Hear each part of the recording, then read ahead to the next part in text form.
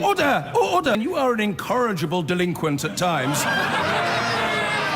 Behave yourself, man! I would like to make a statement on last week's European Council. Before turning to Brexit, let me touch on two significant conclusions from the other business of the Council. First, we expressed our utmost concern over the escalation we have seen at the Kerch Straits and the Sea of Azov, and Russia's continued violations of international law. We agreed to roll over economic sanctions against Russia, and we stand ready to further strengthen our support, in particular for the affected areas of Ukraine. And second, we also agreed to work together on tackling the spread of deliberate, large-scale and systematic disinformation, including as part of hybrid warfare. On this, I outlined some of the world-leading work that the UK is doing in this field. And I was clear that after we've left the European Union, the UK will continue to work closely with our European partners to uphold the international rules-based system and to keep all our people safe. And that is why it is right that our Brexit deal includes the deepest security partnership that has ever been agreed with the EU. Mr. Speaker, at this Council, I faithfully and firmly reflected the concerns of this House over the Northern Ireland backstop. I explained that the assurances we had already agreed with the EU were insufficient for this House, and we had to go further in showing that we never want to use this backstop, and if it is used, it must be a temporary arrangement. Some of the resulting exchanges at this Council were robust, but I make no apology. I make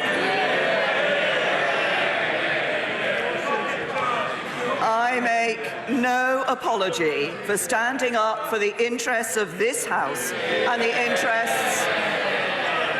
interests of our whole United Kingdom. In response, the EU27 published a series of conclusions.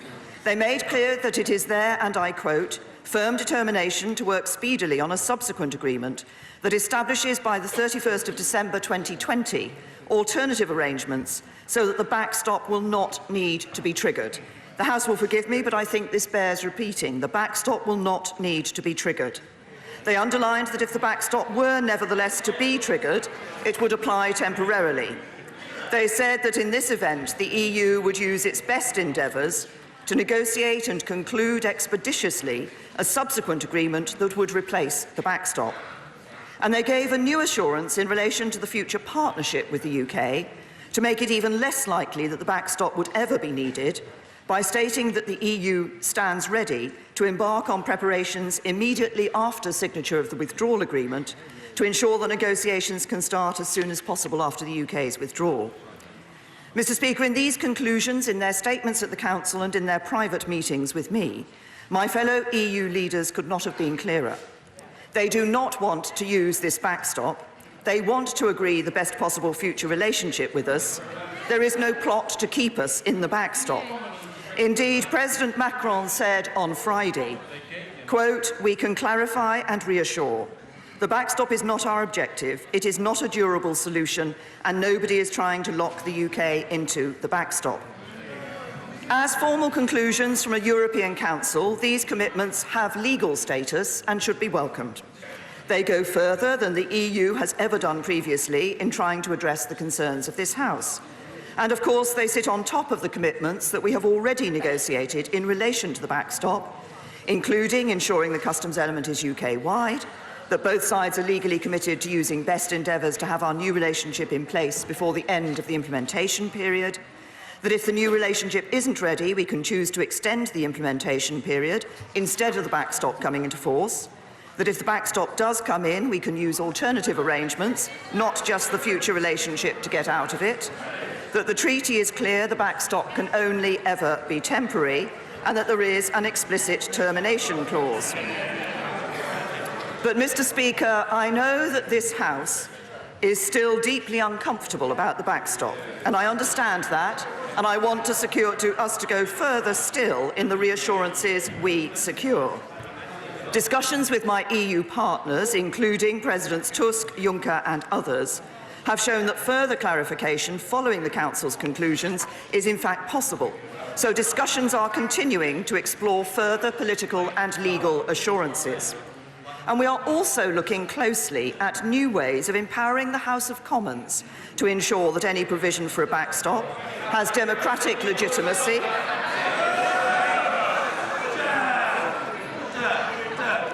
This is very irregular. The statement must be heard. There will be a full opportunity for exchanges, but the statement by the Prime Minister must be heard, and heard with courtesy. The Prime Minister. For empowering the House of Commons to ensure that any provision for a backstop has democratic legitimacy, and to enable the House to place its own obligations on the government to ensure that the backstop cannot be in place indefinitely. But it is now only just over 14 weeks until the UK leaves the EU, and I know many members of this House are concerned that we need to take a decision soon. Am I right?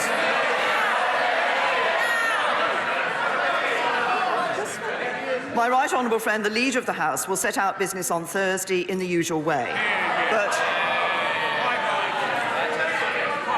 But I can confirm today that we intend to return to the meaningful vote debate in the week commencing 7th of January and hold the vote the following week. Mr. Speaker, when we have the vote, members will need to reflect carefully on what is in the best interests of our country. I know that there are a range of very strongly held personal views on this issue across the House, and I respect all of them. But expressing our personal views is not what we are here to do. We asked the British people to take this decision. 472 current members of this House voted for the referendum in June 2015, with just 32 voting against. And the British people responded by instructing us to leave the European Union. Similarly, 438 current members of this House voted to trigger Article 50 to set the process of our departure in motion, with only 85 of today's members voting against. Now, we must honour our duty to finish the job.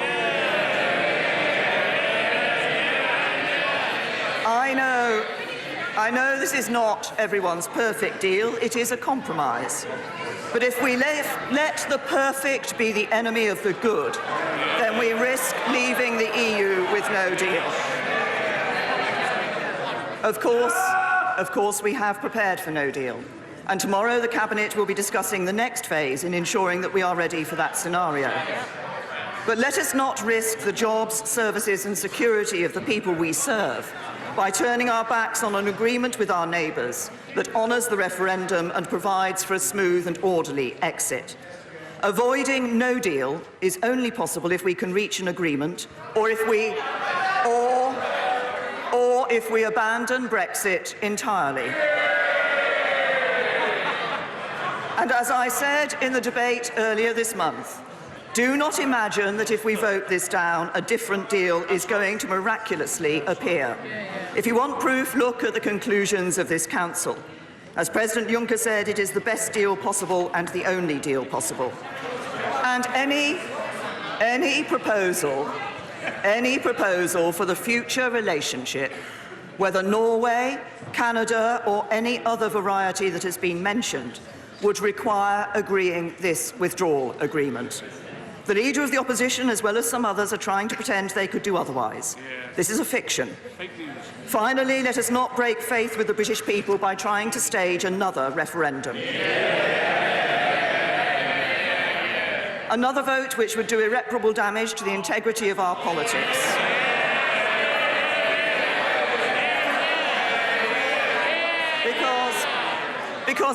Order. There are many members of this House, including an illustrious chair of a select committee, who are heckling noisily and Mr.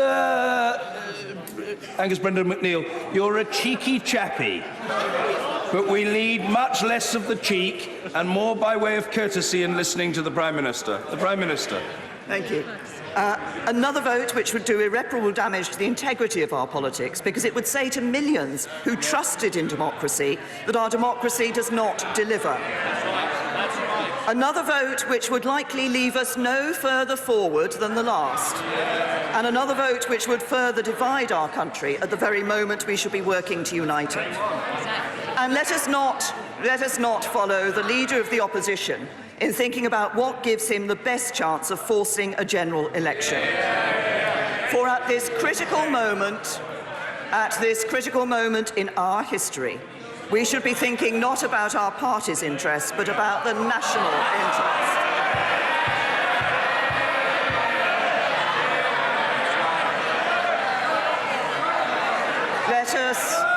Let us find a way to come together and work together in the national interest to see this Brexit through. Mr. Speaker, I will work tirelessly over these next few weeks to fulfil my responsibility as Prime Minister to find a way forwards. Over the last 2 weeks, I've met quite a number of colleagues, and I'm happy to continue to do so on this important issue, so we can fulfil our responsibilities to the British people. So together we can take back control of our borders, laws and money,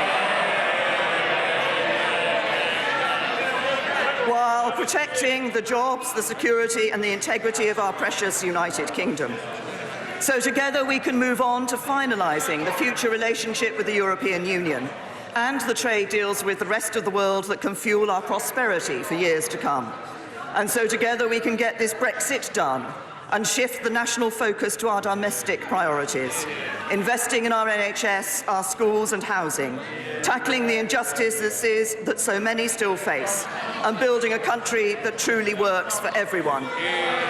For these are the ways in which together this House will best serve the interests of the British people, and I commend this statement to the House.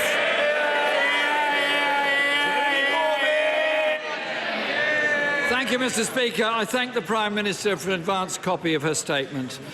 On Ukraine, as NATO has said, we need both sides to show restraint and de-escalate with international law adhered to, including Russia allowing unhindered access to Ukraine's ports on the Sea of Azov. Mr. Speaker, we face an unprecedented situation. The Prime Minister has led us into a national crisis. And if any more evidence was needed of why we face this grave situation, the Prime Minister demonstrated it last week's summit. There were some warm words drafted, and the Prime Minister even managed to negotiate those away to be replaced by words about preparing for no deal. Mr. Speaker, the Prime Minister boasted, "I had a robust discussion with President Juncker," but that cannot hide the cold reality that she achieved nothing. Standing at the dispatch box last week, the Prime Minister said, "I have made some progress." Mr. Speaker, she has not made any progress at all. The Prime Minister said so herself while still in Brussels, and I quote, "The EU is clear, as am I, that this is the deal." The European Commission has been categorical. It will not be renegotiated. The EU Council has given the clarification that were possible at this stage, so no further meetings with the UK are foreseen. The deal is unchanged and not going to change. The House must get on with the vote and move on to consider the realistic alternatives. There can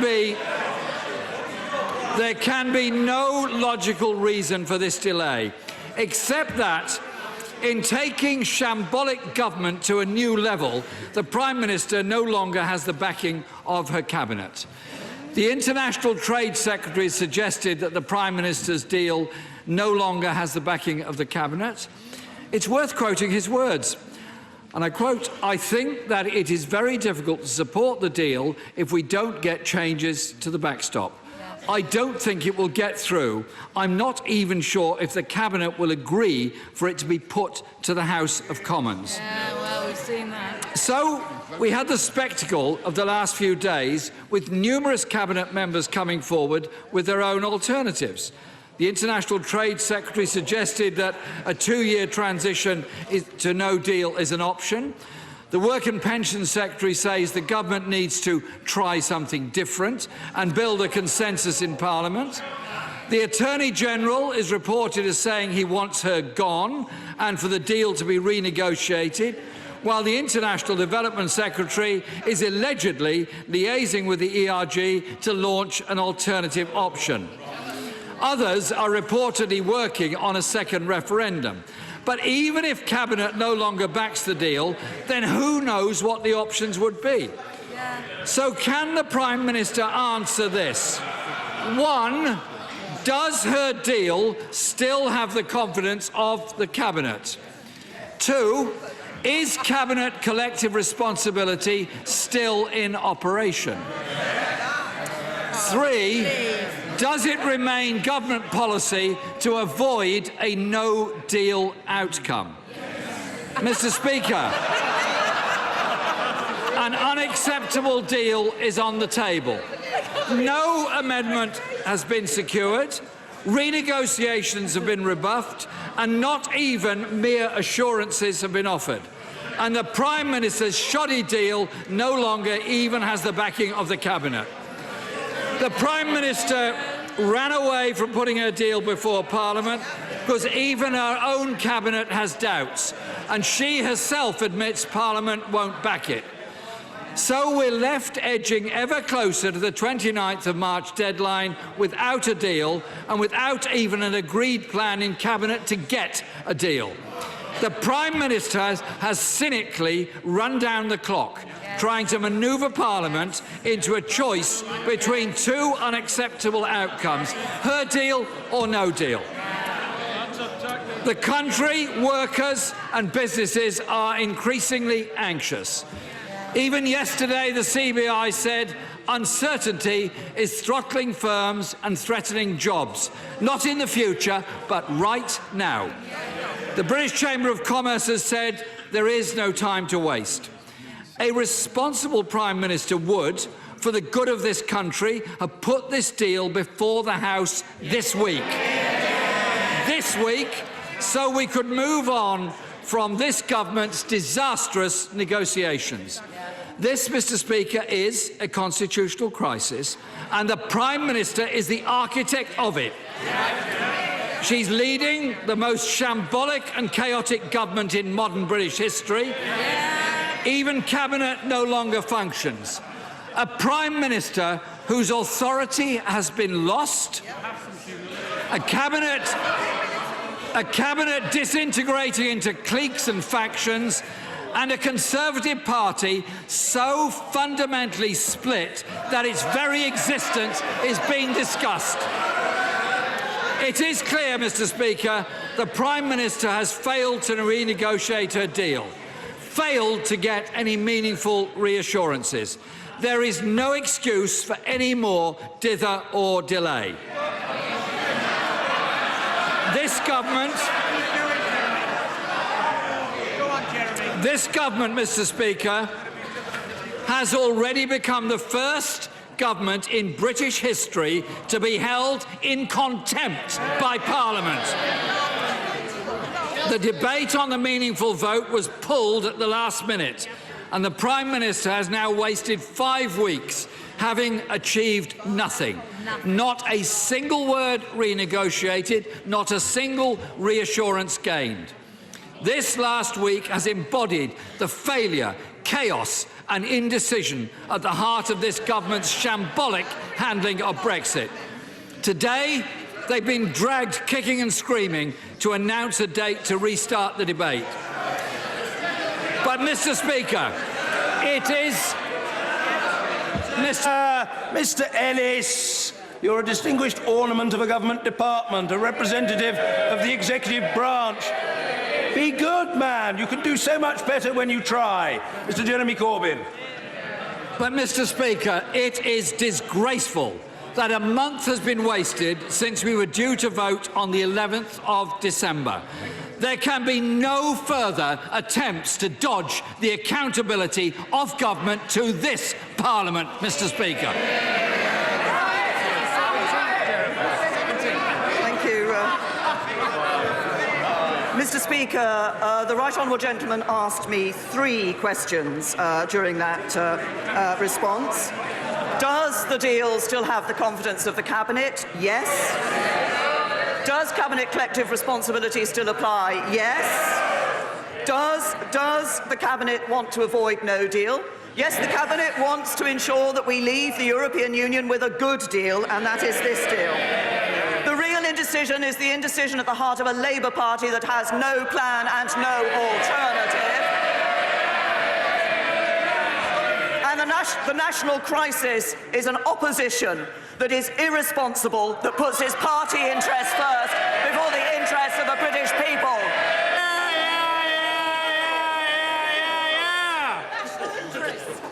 Mr. Andrew Mitchell. It is clear, Mr. Speaker, is it not, that the deal which my right honourable friend has so assiduously negotiated is most unlikely to secure the support of this House of Commons. In these circumstances, does she not think it would be wiser to seek an extension to Article 50?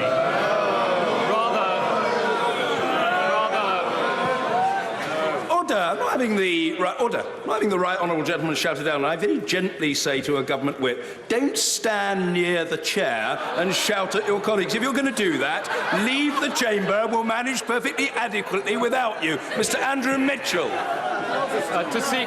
To seek an extension to Article 50 rather than to leave with no deal. Can I say to my right honourable friend that I don't think it's right to be seeking that extension of Article 50. I think what Parliament will be faced with is a decision to exercise its responsibility to deliver on the referendum vote, to deliver Brexit. I continue to believe that this is a good deal. Yes, we are seeking those further reassurances, but I continue to believe that we can leave with a good deal and that this is it. Mr. Ian Blackford. Thank you, Mr. Speaker. I thank the Prime Minister for advanced sight of her statement, but I have to ask, where is the leadership? Yep. The phrase which is often used, we thought the Prime Minister had reached rock bottom, but she's still digging. Mr. Speaker, we have 4 sitting days left in this place before the Christmas recess. We are then left with a narrow window when we return in January to find a way forward out of the government's Brexit timetable. It cannot be done. After 2 years of negotiation, the Prime Minister has designed a deal that she knows that she cannot deliver. Yeah. It doesn't have the support of this House. Yeah. Mr. Speaker, it is time to call time on this government. Yeah. It is a laughingstock. Companies and their workers do not know if we're going to be crashing out of the European Union in 3 months' time. We've just over 100 days. 100 days to prepare for the risk of a no deal that most sensible folk would reject as being unacceptable. The Prime Minister is playing a game of brinksmanship. She is. The European Council President Donald Tusk was clear when he said, I have no mandate to organise any further negotiations. What more does the Prime Minister need to hear to know that her deal is dead? This is embarrassing. The Prime Minister might be prepared to be embarrassed by the shambles, but the rest of us are not. Parliament needs to take control of this situation and seek to find a solution that prevents a risk to jobs and prosperity. It's the people of our countries that we are talking about. Today, Prime Minister tells us that there are no other options. That is not the case. Standing before Parliament ruling out another referendum on EU membership is an act of desperation from the Prime Minister. Knowing that she cannot get her own deal through this place, the Prime Minister wants to silence debate.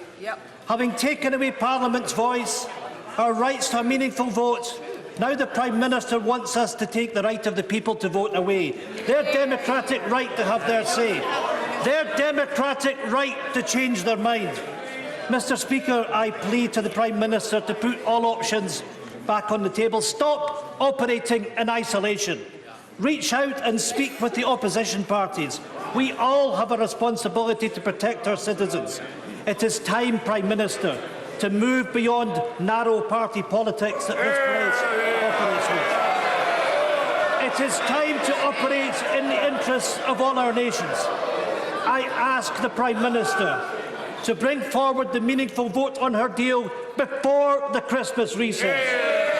There is no reason to delay. Let us have that meaningful vote this week. And lastly, will she do the right thing and meet with me and other opposition party leaders this week, collectively? This, Mr. Speaker, is the true test of this government's word. If we are to believe that we are a partnership of equals, then now today we must be heard.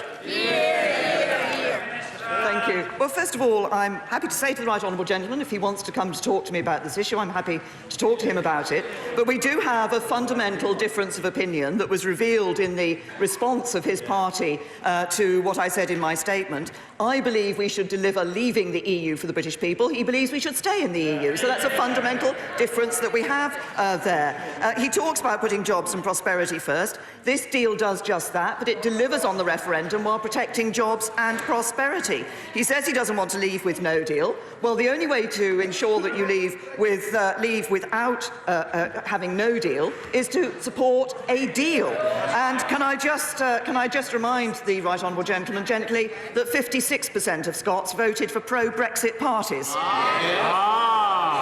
Dame Cheryl Gillan. The Independent Commission on Referendums published earlier this year and recommended that any second referendum on a subject should be specified in the legislation enabling the first referendum so that the requirement for or possibility of a second referendum and the reason for it is clear to the electorate before the first vote takes place. Very good.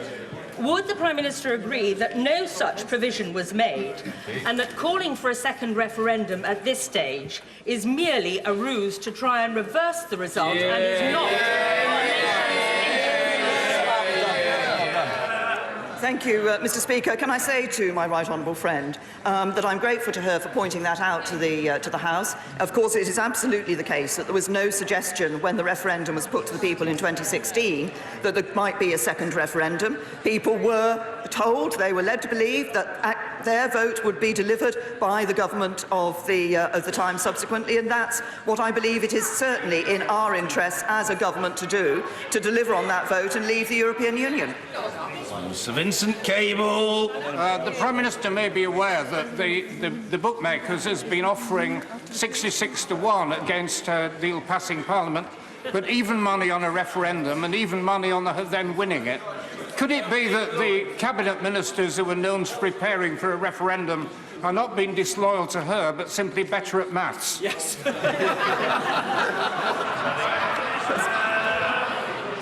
I'm not sure the right honourable gentleman should spend too much time in the betting shops. I'm not sure the odds on the Liberal Democrats are very good at all.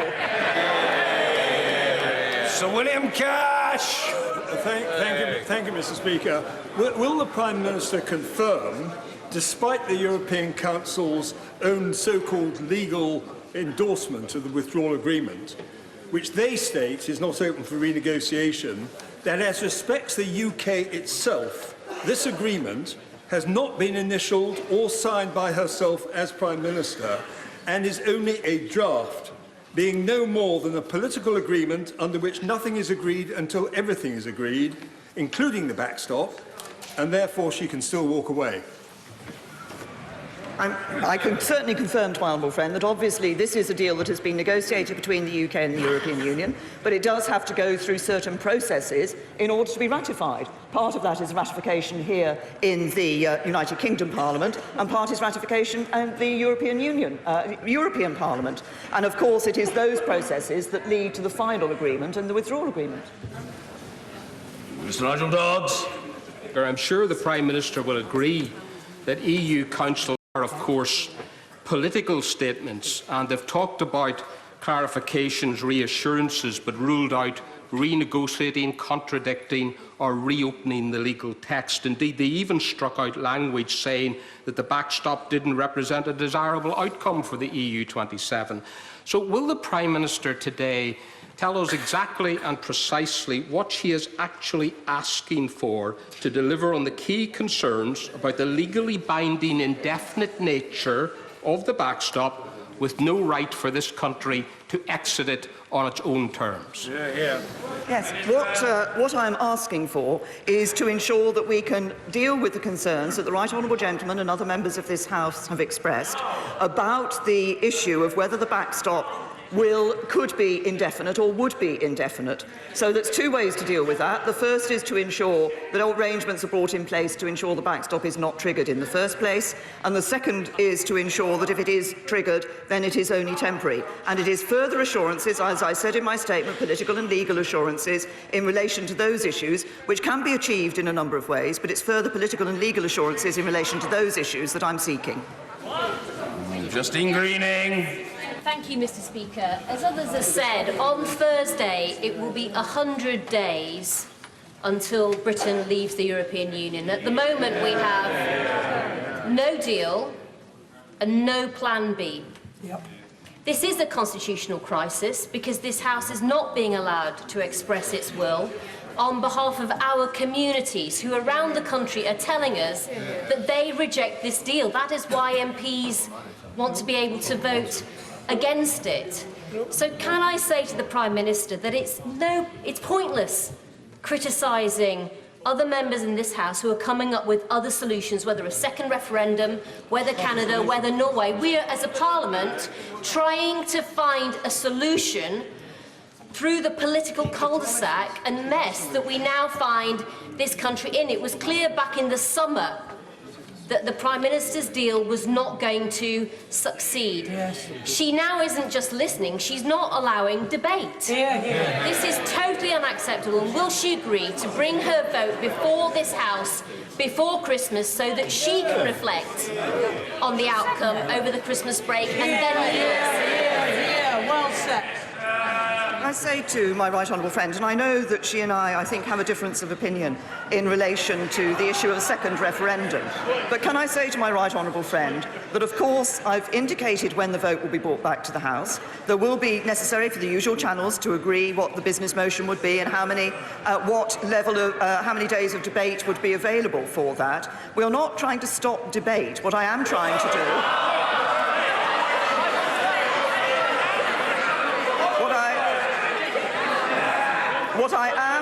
What I am doing is recognising and reflecting to the European Union the concerns expressed here in this House and seeking ways in which we can ensure that members of this House have sufficient confidence that those particular concerns have been addressed.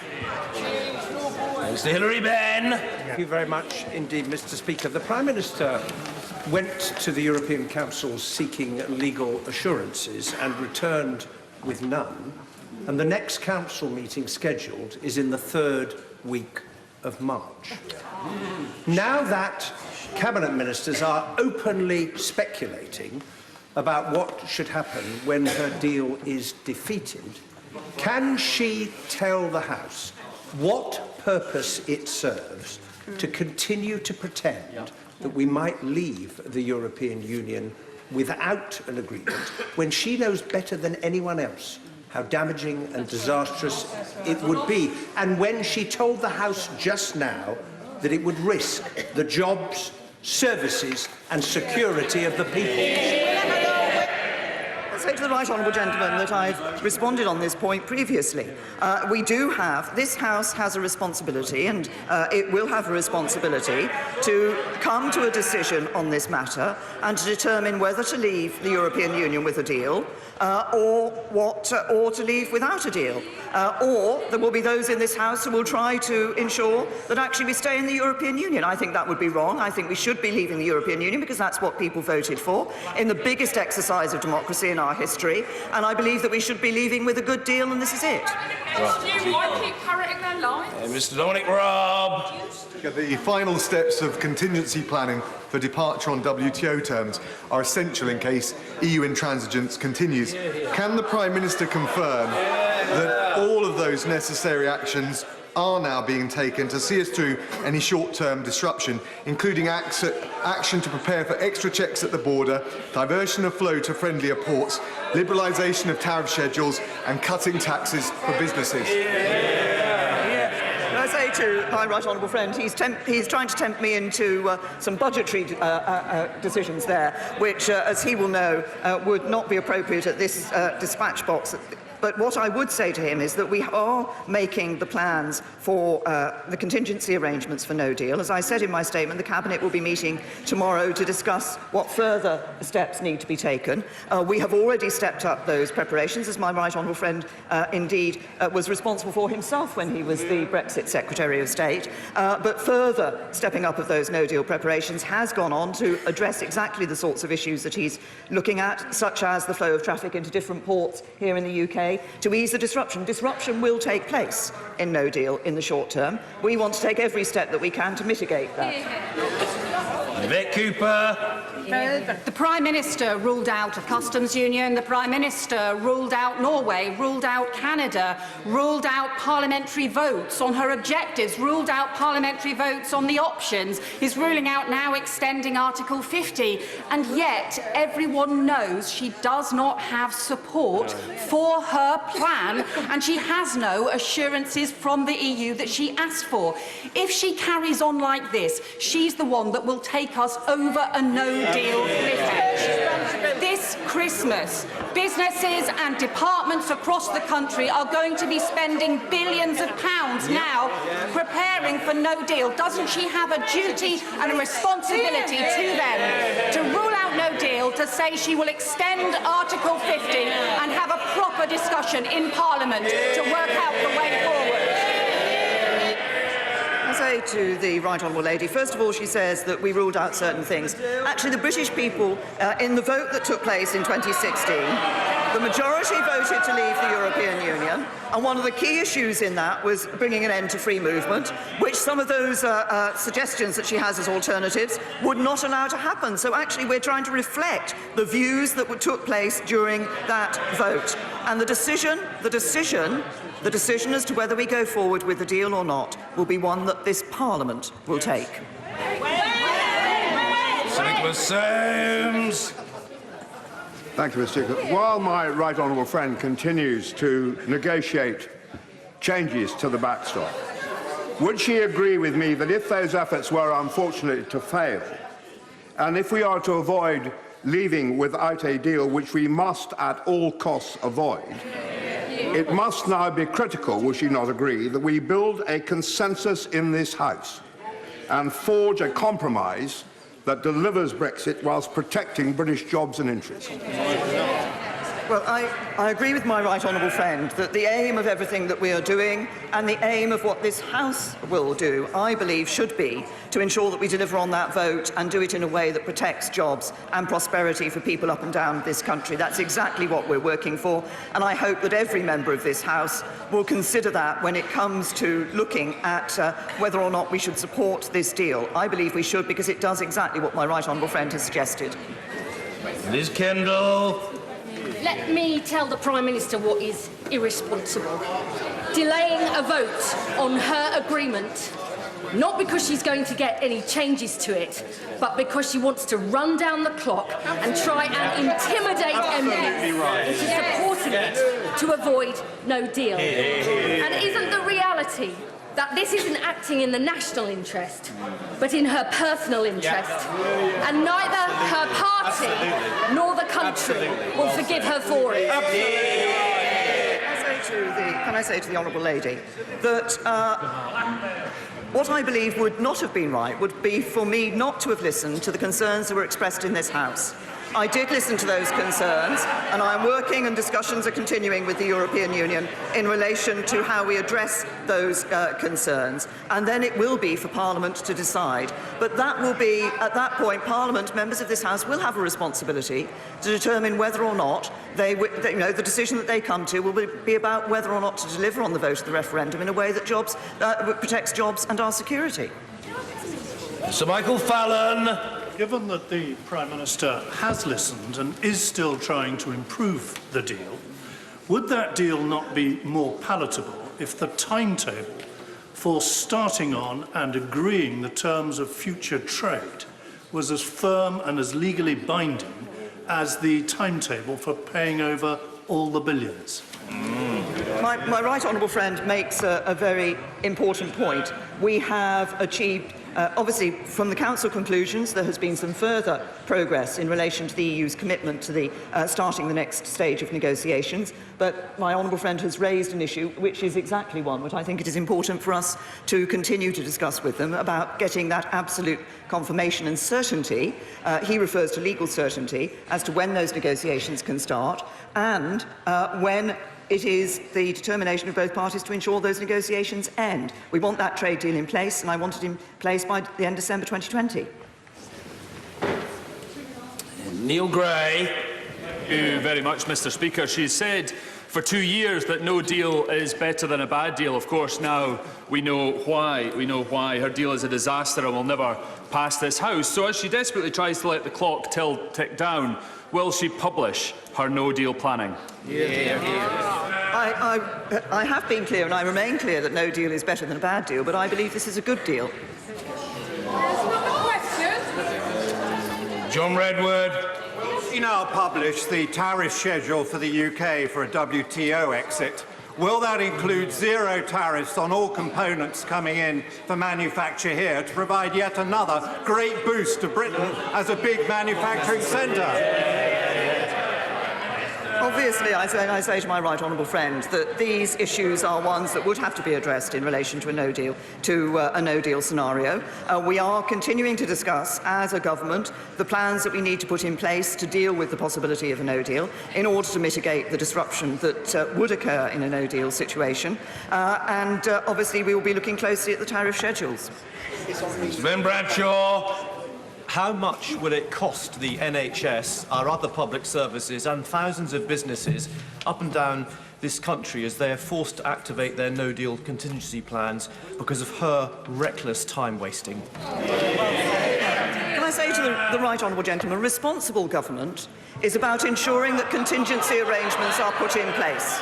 That is the responsible thing which any government in this situation would do, to ensure that those contingency arrangements are in place until we have the outcome and know with certainty what is happening on the whether we're leaving with the deal or with no deal. We need to make those contingency arrangements. That's the right thing to do.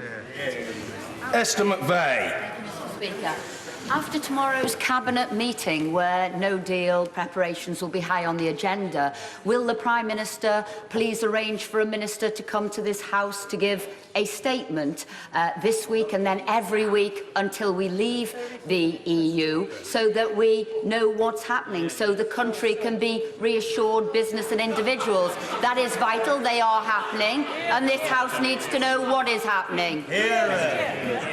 I think, can I say to my right honourable friend that obviously she's raising the important point of information being available to this House and to members of this House on the planning that is taking place. Of course, there are a number of ways in which that is expressed to the House. The Secretary of State for exiting the European Union appears before the Select Committee and responds to issues on that. And of course, these are matters which have been addressed in debates within this House, but I understand the point she's making about wanting to ensure that members of this House are aware of the arrangements that are being put in place. Frank Field. Does the Prime Minister accept that this House doesn't need more time to debate, but to vote on the various options before it? Might she not therefore agree that we vote as soon as possible on the amendments the Speaker will choose of those tabled? And if she's unwilling to do that, might the opposition parties think how they can use their time they have to debate on the floor of the House to actually bring forward that vote? And if members actually agree with this line of action, might they sign the motion that's on the order paper in my name? I thank the right honourable gentleman for his question. Obviously, the intention is to have a proper number of days for debate when the vote is brought back in January. At that stage, of course, how the matter is put before the House will depend on the further discussions that have taken place with the European Union. And as we've always said, any motion on this issue is, of course, amendable by members of the House. Sir Patrick McLaughlin. We're told the United Kingdom doesn't want the backstop. We're told the European Union doesn't want to enter the backstop.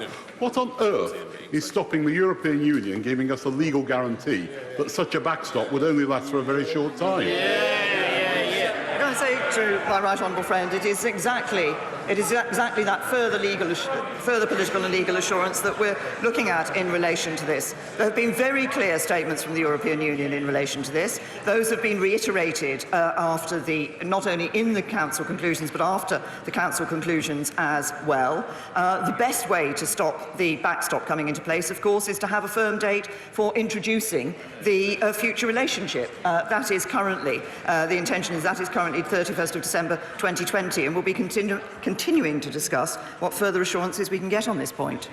Mr. Chris Leslie. When precisely will the Prime Minister be securing this miracle on 34th Street guarantee from the European Union that she's going to come back with on the backstop before the 7th of January? If she does come back with that, will the House be debating it on a fresh government motion? And in terms of her commitment to come back on the 7th of January to start the debate, is that a promise? Say to the right honourable gentleman, first of all, the business motion will, of course, and the way in which the debate is to be dealt with by this House will, of course, be discussed through the usual channels. I said we would be starting that debate in that first week, with a vote in the following week. The right honourable gentleman asked me about the timetable. Discussions are continuing with the European Union, and I expect those to continue into the new year. Dr. Sarah Wollaston. Speaker, here's what would do irreparable damage to the integrity of our politics, and that is to run down the clock and to end up forcing through a deal which 48% didn't want because they didn't want to leave the European Union, but also the majority of those who voted for Brexit don't want. Yes. The mathematics of this just simply don't stack up. The majority in this House and in the wider country doesn't want this deal.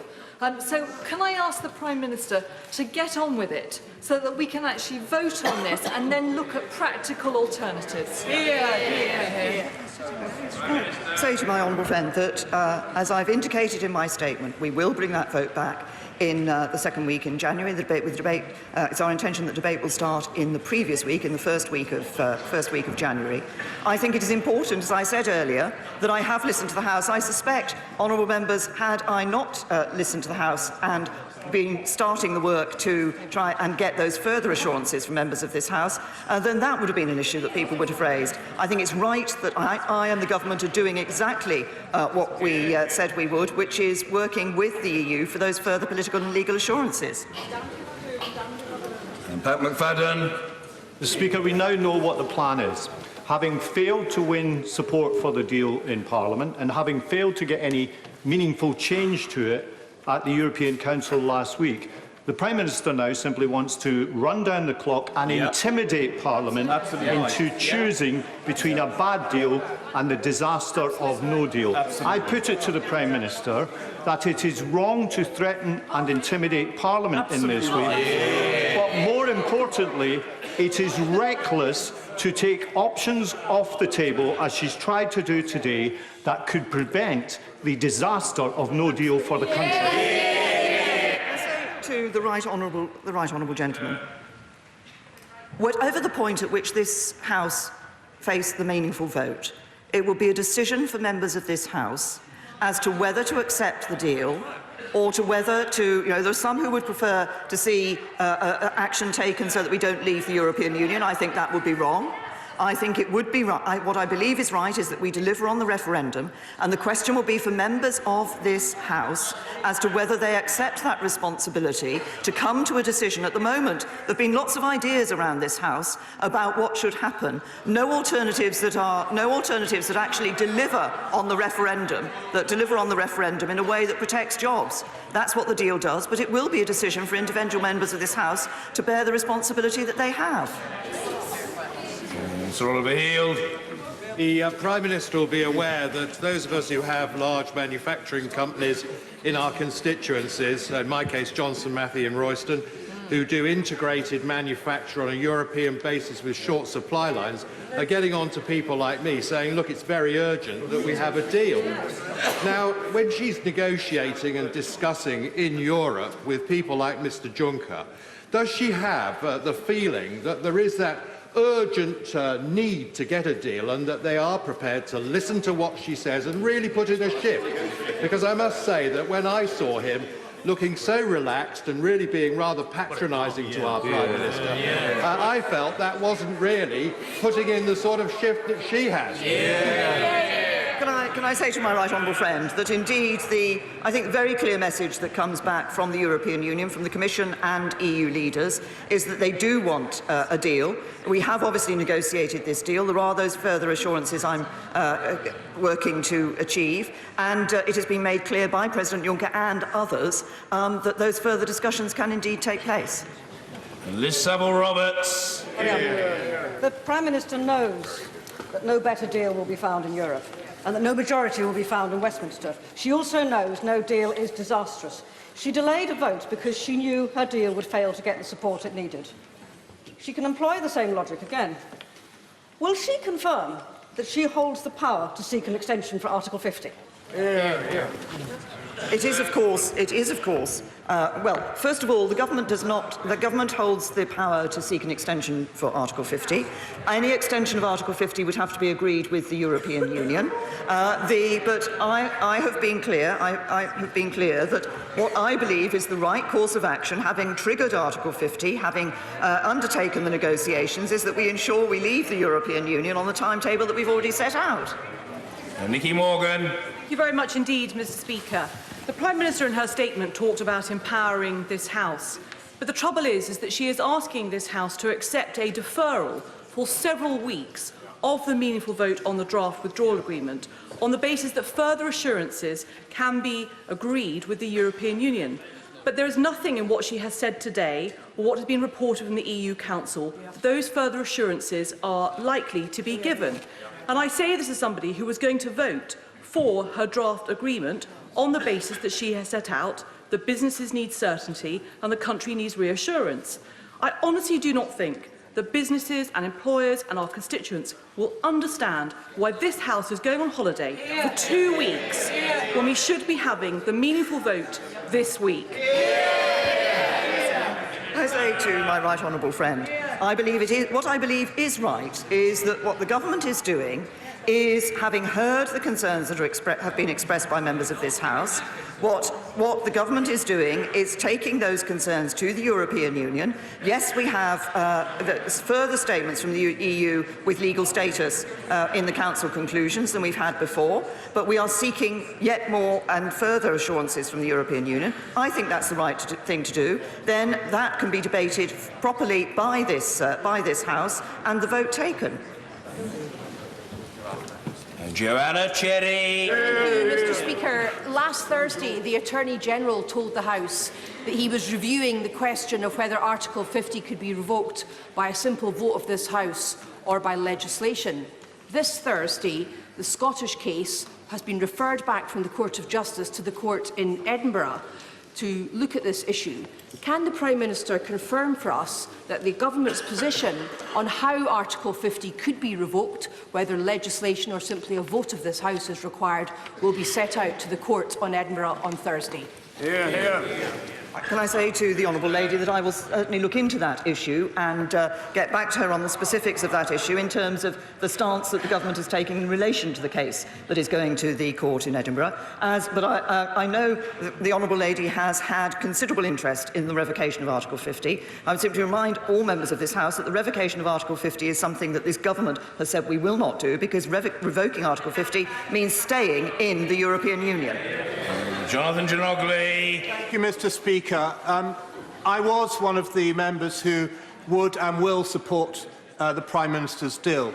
But I have to say, Prime Minister, that what's coming back to me from business, from industry, from the city, is that we are now hemorrhaging support and investment on a daily basis, and it's getting worse, which is why I add to other honourable members in saying, please do think again in holding this vote, in holding a series of standalone resolutions which mean that we can take a view and move on. Can I say to my honourable friend, I understand the concern that he's expressing in relation to business. Business wants certainty. Business wants the deal. Business welcomed the deal when we negotiated the deal, and I think they are still taking that approach. He referred to what have, I think, been referred to as indicative votes, a number of motions that could be brought before this House. There are no plans for indicative votes. I have no plans for indicative votes. But can I just say to my honourable friend and to other members of this House that actually what is necessary is for the House to reflect on what members want in terms of their responsibility. In terms of their responsibility to come to a decision on this matter. And at the moment, there are, as I indicated earlier, a number of views around this House. Some want to stay in the EU, some want to go for a second referendum, some would support a no deal, some would support looking at other arrangements.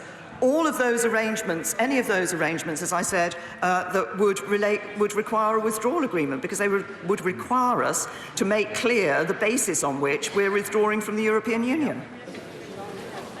Angela Smith. Thank you, Mr. Speaker. The Prime Minister last week admonished Jean-Claude Juncker for his use of the word nebulous. But there are many people in this House who would take issue with her use of the word meaningful, because there's nothing meaningful about a vote which forces members of this House to choose between her deal and no deal.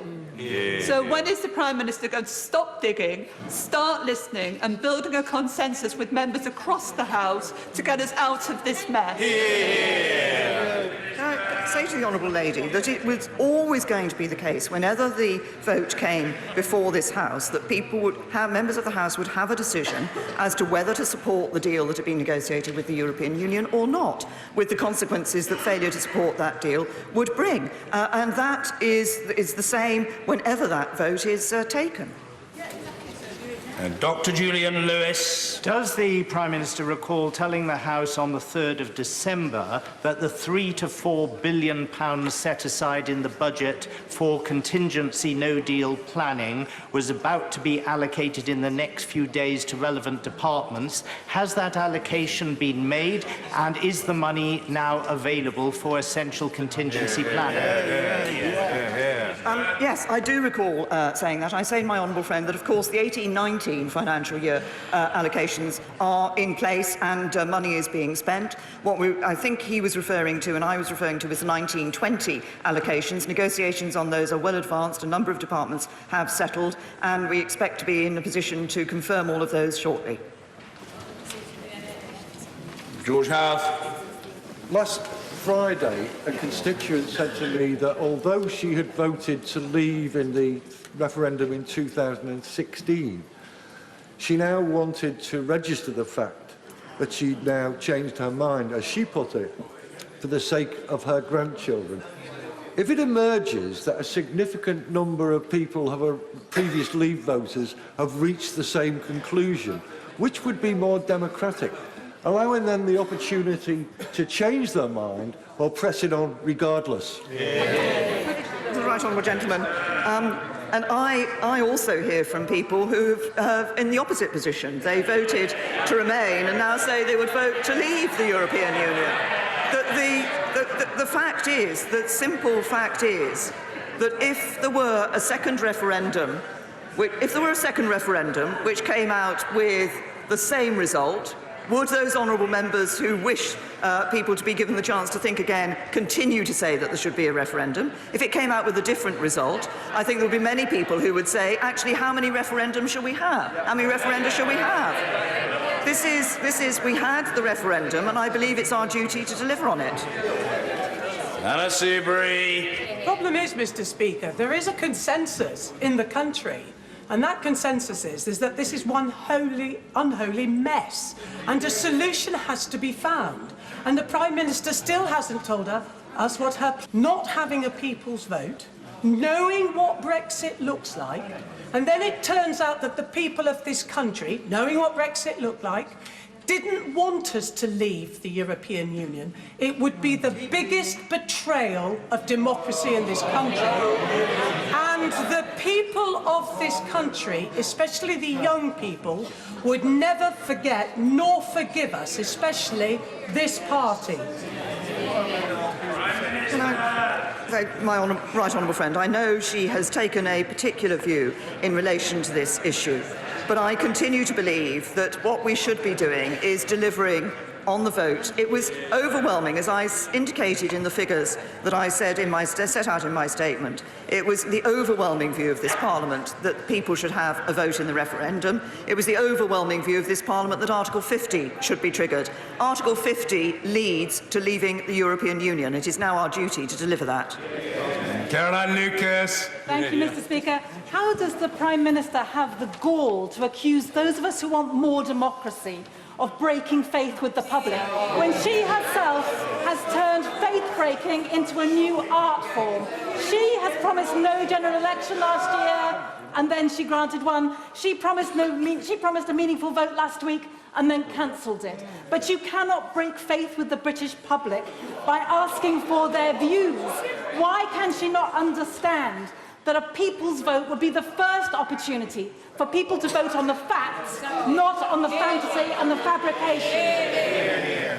Can I just say to the honourable lady that there are many people up and down this country, 17.4 million people, I think, up and down this country, who would say that if the vote that took place in 2016 was not honoured by this Parliament, that would be breaking faith.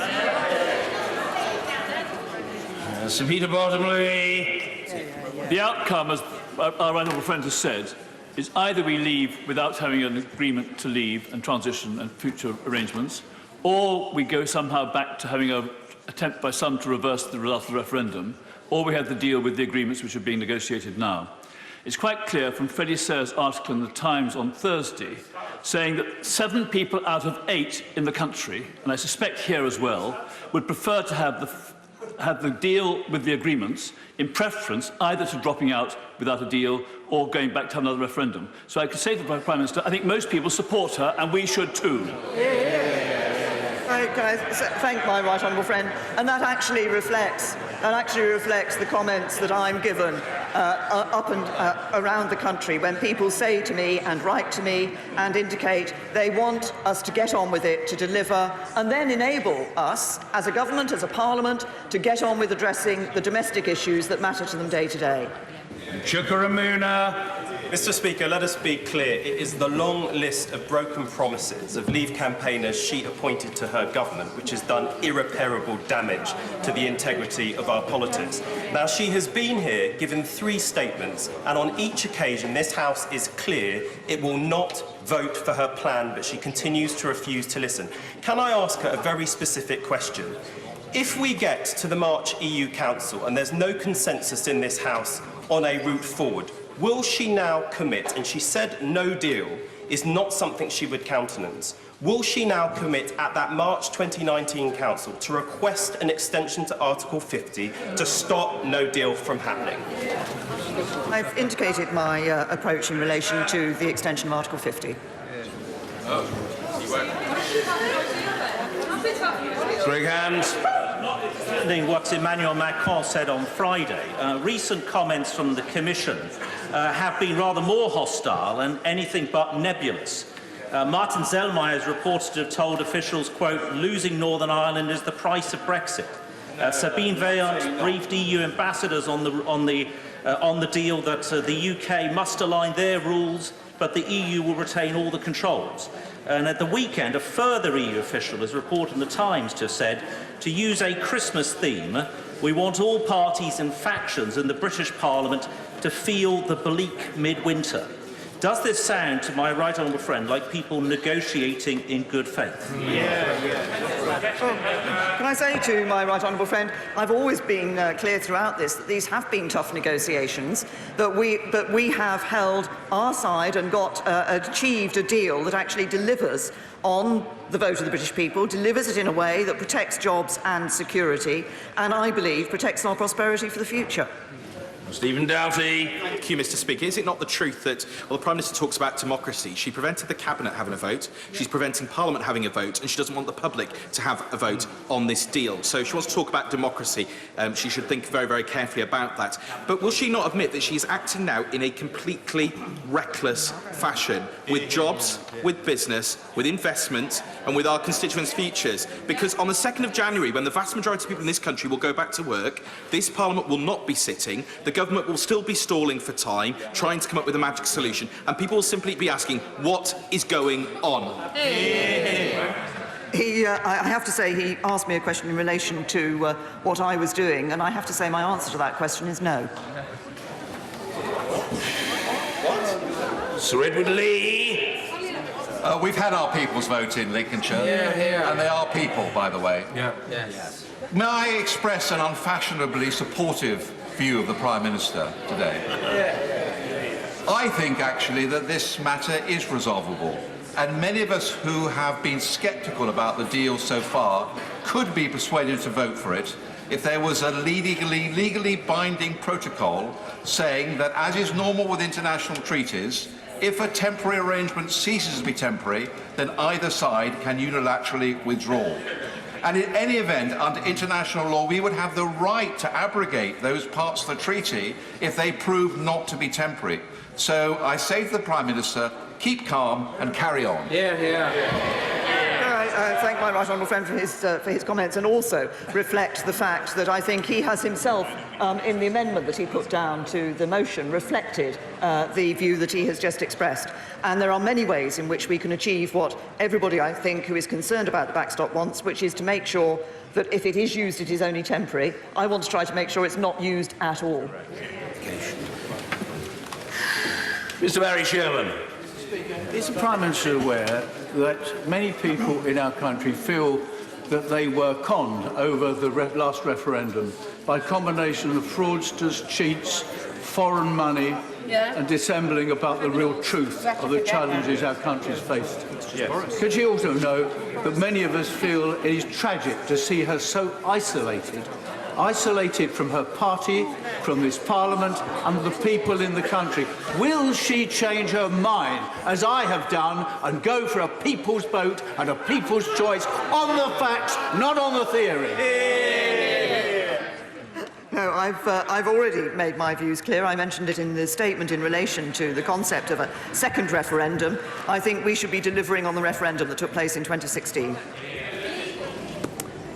So, the Prime Minister continuing to take questions, having made a statement at the dispatch box. Speaker, may I congratulate the Prime Minister on winning the confidence of the Conservatives in this House last week, and assure her that she therefore commands my confidence too. On the issue of the second referendum, better known as the loser's vote, I support the Prime Minister's opposition to this, not only because it is undemocratic and would be divisive, but also because it would be very hard to deny a second referendum in Scotland if we had a second referendum on membership of the European Union.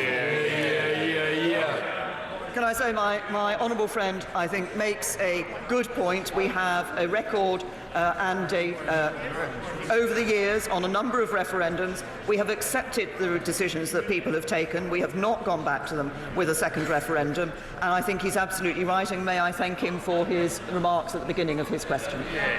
Luciana Berger. Thank you, Mr. Speaker. We've been told there's going to be a 34-day delay from when we were supposed to have the meaningful vote last Tuesday until the new date now on the 14th of January. There's clearly not going to be any substantive changes to the withdrawal agreement. We all know what the outcome of that vote will be, and it's irresponsible for the Prime Minister to prolong this uncertainty while not ruling out a no-deal Brexit. Further to the question from my honourable friend from Exeter, can I ask her again, what is the cost to our country of pressing the button on the no-deal contingency plans, which we know many businesses and public services across the country, including our NHS, now have to trigger before Christmas? I say to the Honourable Lady the same answer that I gave to her right honourable friend, the member for Exeter, which is that these are plans that it is sensible for government to make as contingency arrangements in the circumstances that we have. If the Honourable Lady and other members of this House wish to ensure that we don't leave the European Union without a deal, then the only way to do that is to support a deal. Vicky Ford. Thank you, Mr. Speaker. 27 Prime Ministers across Europe have agreed unanimously to offer the UK the deepest trade agreement they have ever offered. 5 of those Prime Ministers are from sister parties to the British Labour Party. 7 of them are from sister parties to the British Liberal Democrat Party. Does our Prime Minister agree that for the best way to avoid a hard Brexit, the best way for parties opposite to avoid that is to look again at the deal that has been offered by Prime Ministers across Europe? Yes, can I echo the comments of my honourable friend? I think she's absolutely right. And I understand there are those in those sister parties to parties on the opposition benches who have been talking to them and encouraging them to see that this is a deal that does deliver a far wider and more ambitious trading arrangement than has ever been offered to any other third country. Stella Creasy. Thank you, Mr. Speaker. For weeks now, the Prime Minister has been clear about what her deal is. For weeks now, the European Union has been clear about what deal they will offer. For weeks now, this House has been clear about what they will reject. But it's not true that nothing has changed, because it's very clear what little support the Prime Minister had left on her own benches is ebbing away by the hour. Because when we know, well, cheer if you want, gentlemen, but it's not happening, is it? So, because we know the quicker we take the deal, the longer we will have to prepare for whatever the outcome of that vote is. And the British public watching us go away on holiday without having made any progress on this will not forgive any of us. For goodness sake, Prime Minister, stop wasting all of our time, get on, table that vote, and let us prepare for what comes next. Can I say to the Honourable Lady, it is not correct to say that no progress has been made, but I want to see further progress being made, and that's what I'm going to be working on. James Duddridge. Mr. Speaker, the draft withdrawal agreement's 585 pages long, and whilst I appreciate, I don't necessarily agree with the case for not producing a full plan for a managed no-deal Brexit, if the withdrawal agreement does fail in this House, how quick will it be to that full no-deal preparation being published after the withdrawal agreement is rejected? The formal position, as I'm sure my honourable friend will recall, is that if that deal is rejected, then the government has a limited period of time, number of sitting days, with which to bring forward its proposals for the next stage for dealing with that situation before this House, and that is a timetable, obviously, which we would meet. Peter Kyle. Thank you, Mr. Speaker. Of all of this lengthy statement that the Prime Minister made today, it was interesting that the one passage she leaked to the press yesterday was her antagonism towards the idea of a people's vote. It is entirely consistent with her approach to this from the start, where she took this House to the Supreme Court to stop us having a say at the beginning, withdrew the vote last week at the end. Can I just beg the Prime Minister that in the next few weeks, if she is going to pause and stop and prevaricate, can she use that time to start listening, engaging to people in this House and to the anxieties that are felt out there in the public? For the very first time, can she engage and listen? The honourable gentleman, I've made the point about listening to the House. That's why that further discussions are taking place. But as I said in my statement, I am happy, of course, to speak with people in this House. I've been speaking with quite a few of my colleagues over the last couple of weeks, and I'm happy to continue to speak with colleagues about how we can ensure that we do deliver for the vote, that we deliver a good Brexit. Sir Desmond Swain. Shouldn't her recent experiences at the Council serve as a powerful corrective to any illusion anyone could have that we could have remained members of it? Well, my right honourable friend, I think, makes an interesting point, and I suspect that what he saw actually fed into the concerns that many of those 17.4 million people had when they voted to leave. Mrs. Helen Goodman. Speaker. This afternoon, on a cross-party basis, 60 members of Parliament have written to the Prime Minister asking her to rule out no deal.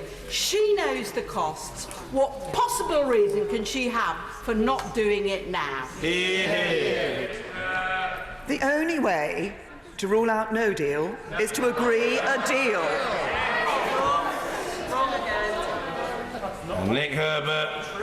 Thank you, Mr. Speaker. The Prime Minister is surely right to seek further assurances on the backstop, which, after all, is what many right honourable and honourable members on both sides of this House asked her to do. Is it not the case that most honourable members who are supporting now, having voted in most cases to trigger Article 50, but nevertheless they are supporting now a second referendum, are doing so working on the heroic assumption that Remain is likely to win? Have they stopped for 1 second to consider the possibility that Leave might win, or worst of all, that we would have another very narrow result that would give uncertainty to this country for months and years ahead? My right honourable friend makes a very important point about the uncertainty that would come to this country. I believe a second referendum would be, as I've said before, I've described it as divisive. It wouldn't necessarily be decisive, but I do think that many people who assume that it would come with a Remain decision actually underestimate the character of the British people, whose view, I think, for many people would be, we gave a very clear message, we wanted to leave, and will vote in even greater numbers to do so. Sammy Wilson. Does the Prime Minister not realise that the reason why the EU are clinging limpet-like to this agreement is that they know they have got concessions in this agreement which will enable them, when it comes to the future trade arrangements, to extract even more concessions from the UK government? And would she not be far better now to walk away with £39 billion in her pocket, her hands free, and able to do the kind of work which any government should want to do to make this country prosperous? Can I say to the honourable gentleman that, of course, what has been made clear to the government is that it isn't the case that in all circumstances, in a no-deal circumstance, we would not have any financial liabilities. There would be some financial liabilities for this government. Of course, the £39 billion is the negotiated settlement in relation to this withdrawal agreement, but there would be financial liabilities even in a no-deal situation. Heidi Allen. Thank you very much, Mr. Speaker. It's actually not just the backstop that worries colleagues, myself included. For me, actually, it's the lack of legal certainty over what our future trade deals might look like. Because that political declaration is not legally binding. So any one of the EU country leaders, including our own, should we have a different leader, could rip it up, and we could be spiralling to a no-deal Brexit at any time. The Prime Minister has said it's not about our views. I agree with her. And that's why she's appealed to the country directly with her deal. It's why I must represent my constituents. But if she really believes in the views of constituents being the most important thing, then surely the right thing to do, dare I say the democratic thing to do, is to be honest and grown up and display proper engagement with people, and that means checking with them that they are content with her deal.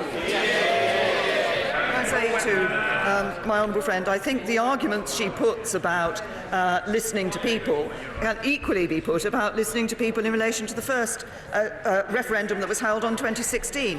Can I also say to my honourable friend, though, that she raises an important point about the nature of the political declaration, and that concern is another issue which I have been raising with the European Union, because I want to ensure that honourable and right honourable members of this House are able to have full confidence in that future trade agreement. Angus Brendan McNeill. Thankfully, Mr. Speaker, thankfully. She made a deal with the EU about Ireland. So aren't they quite right to keep her in a cage of her own making to make sure the UK cannot backslide at its commitments? Because last week the EU 27 will have noticed the sleeked way her government changed the laws, moved the goalposts when dealing with Scotland in the Supreme Court. The reality is, where once Britannia said it ruled the waves, now we see the fear is, as we've seen with Scotland, the EU's big fear is that when given the chance, Britannia will waive the rules and is away on holiday before it makes any vote on any deal.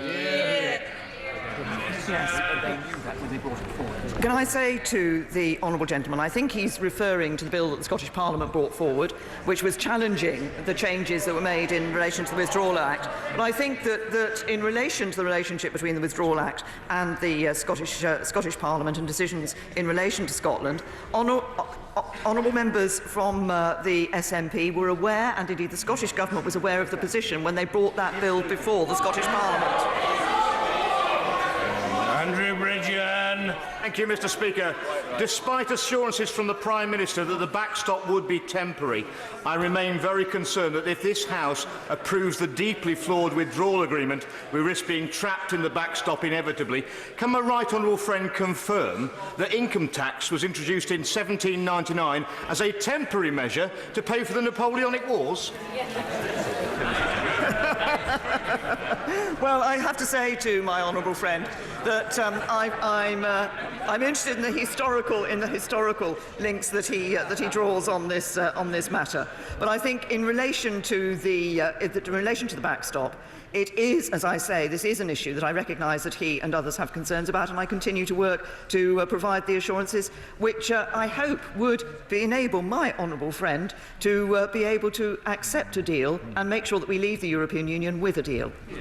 Emma Reynolds. Speaker, several members of her cabinet this weekend have said that if her deal is voted down, then it should be for Parliament to decide what happens next. Does she agree?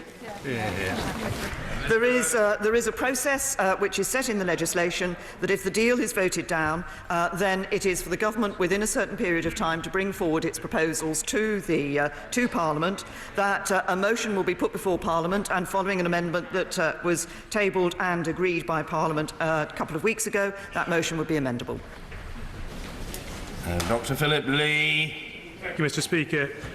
Judging by the tone and content of today's statement, it would appear that the Prime Minister is still implacably opposed to what I think is the only democratic solution to this impasse. For the sake of clarity, could she confirm that she is so opposed that she would prefer a no deal? What I want to see happening, and what I prefer, is for us to leave the European Union on the basis of a deal, on the basis of a good deal, and I believe this is a good deal. Don't break. Both the Prime Minister and the Leader of the Opposition know there's no point in kicking this can down the road. Nothing is going to happen over Christmas and the New Year. Can I ask the Prime Minister to bring forward her meaningful vote this week? Can I ask the Leader of the Opposition to bring forward his motion of no confidence this week? And then this week we can move on to where we know we are going, and that is a people's vote.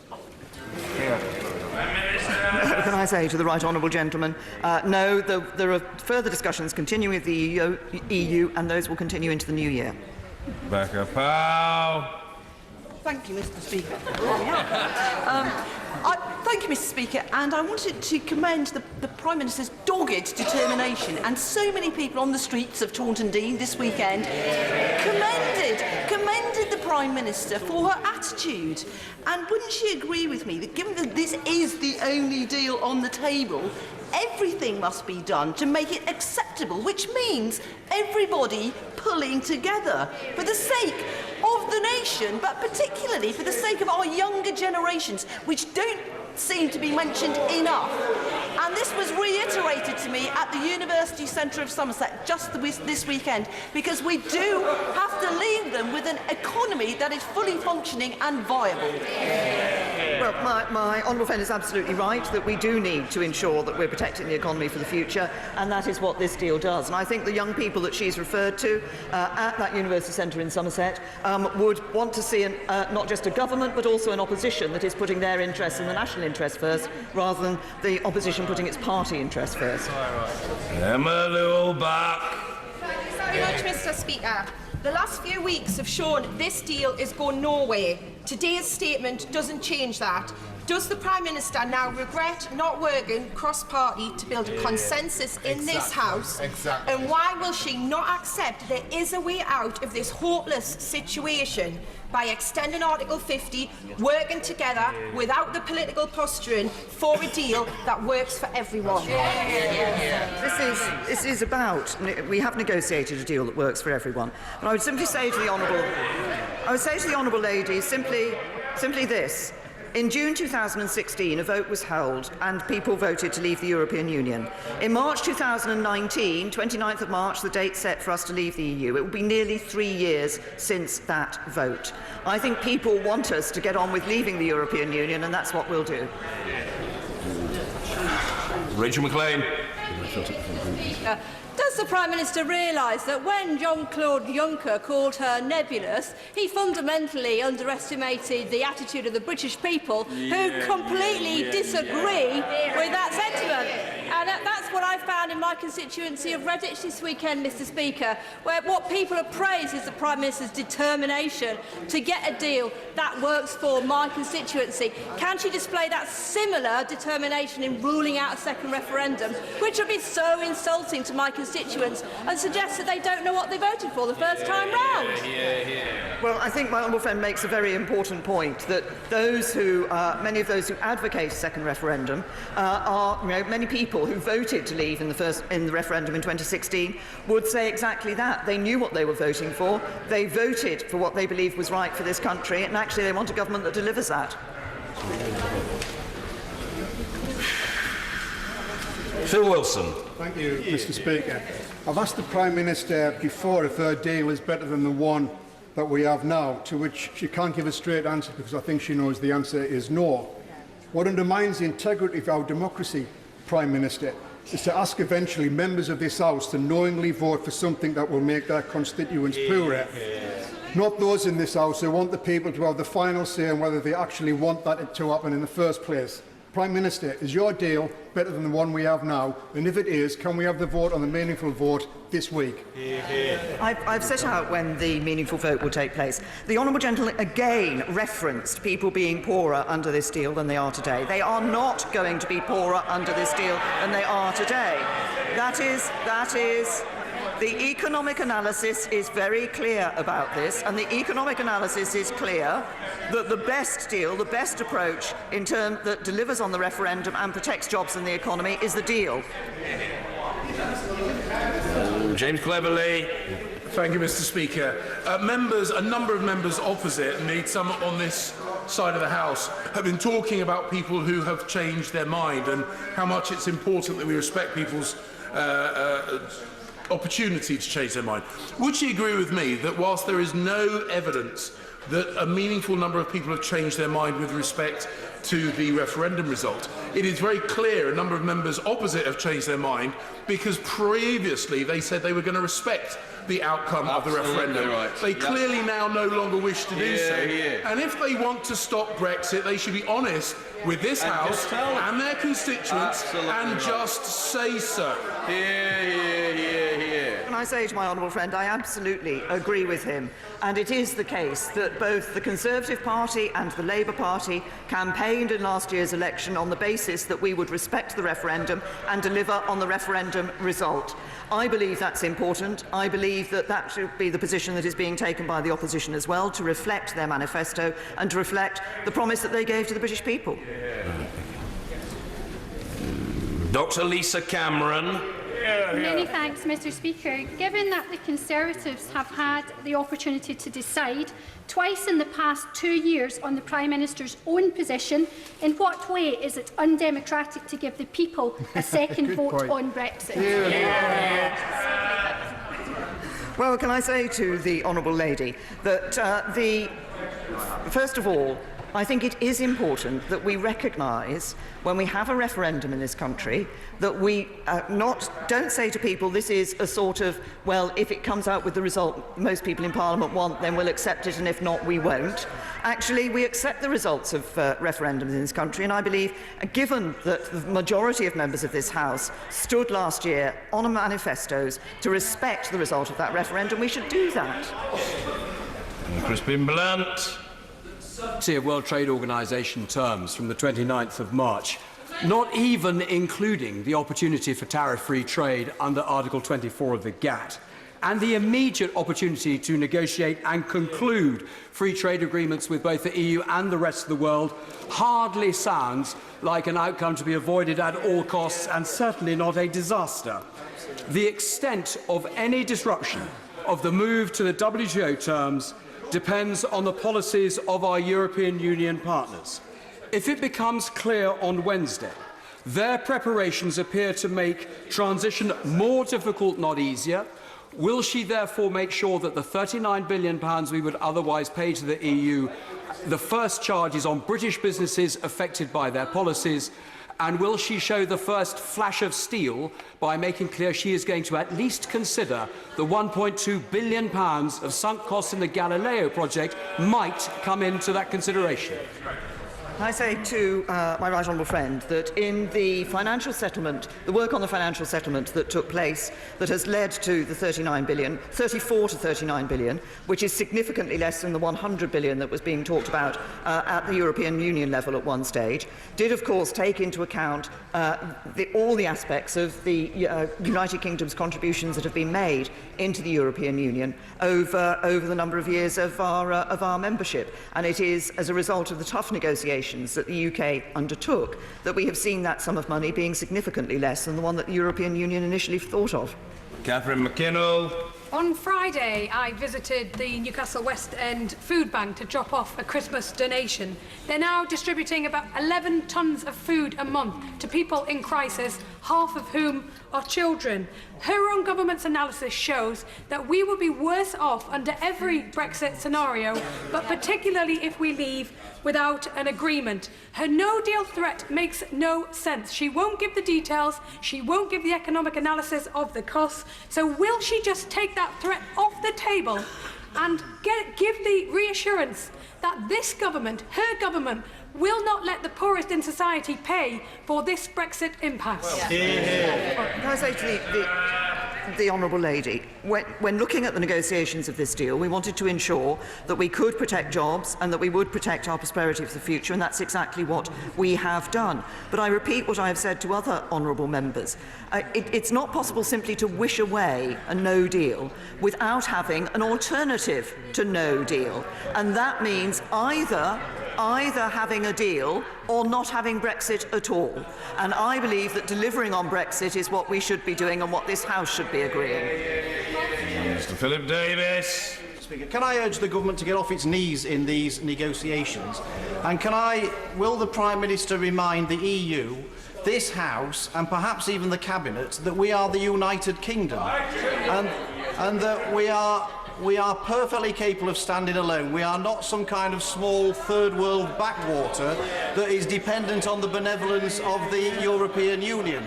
The way that the EU have treated her in these negotiations is embarrassing for the Prime Minister and humiliating for the United Kingdom.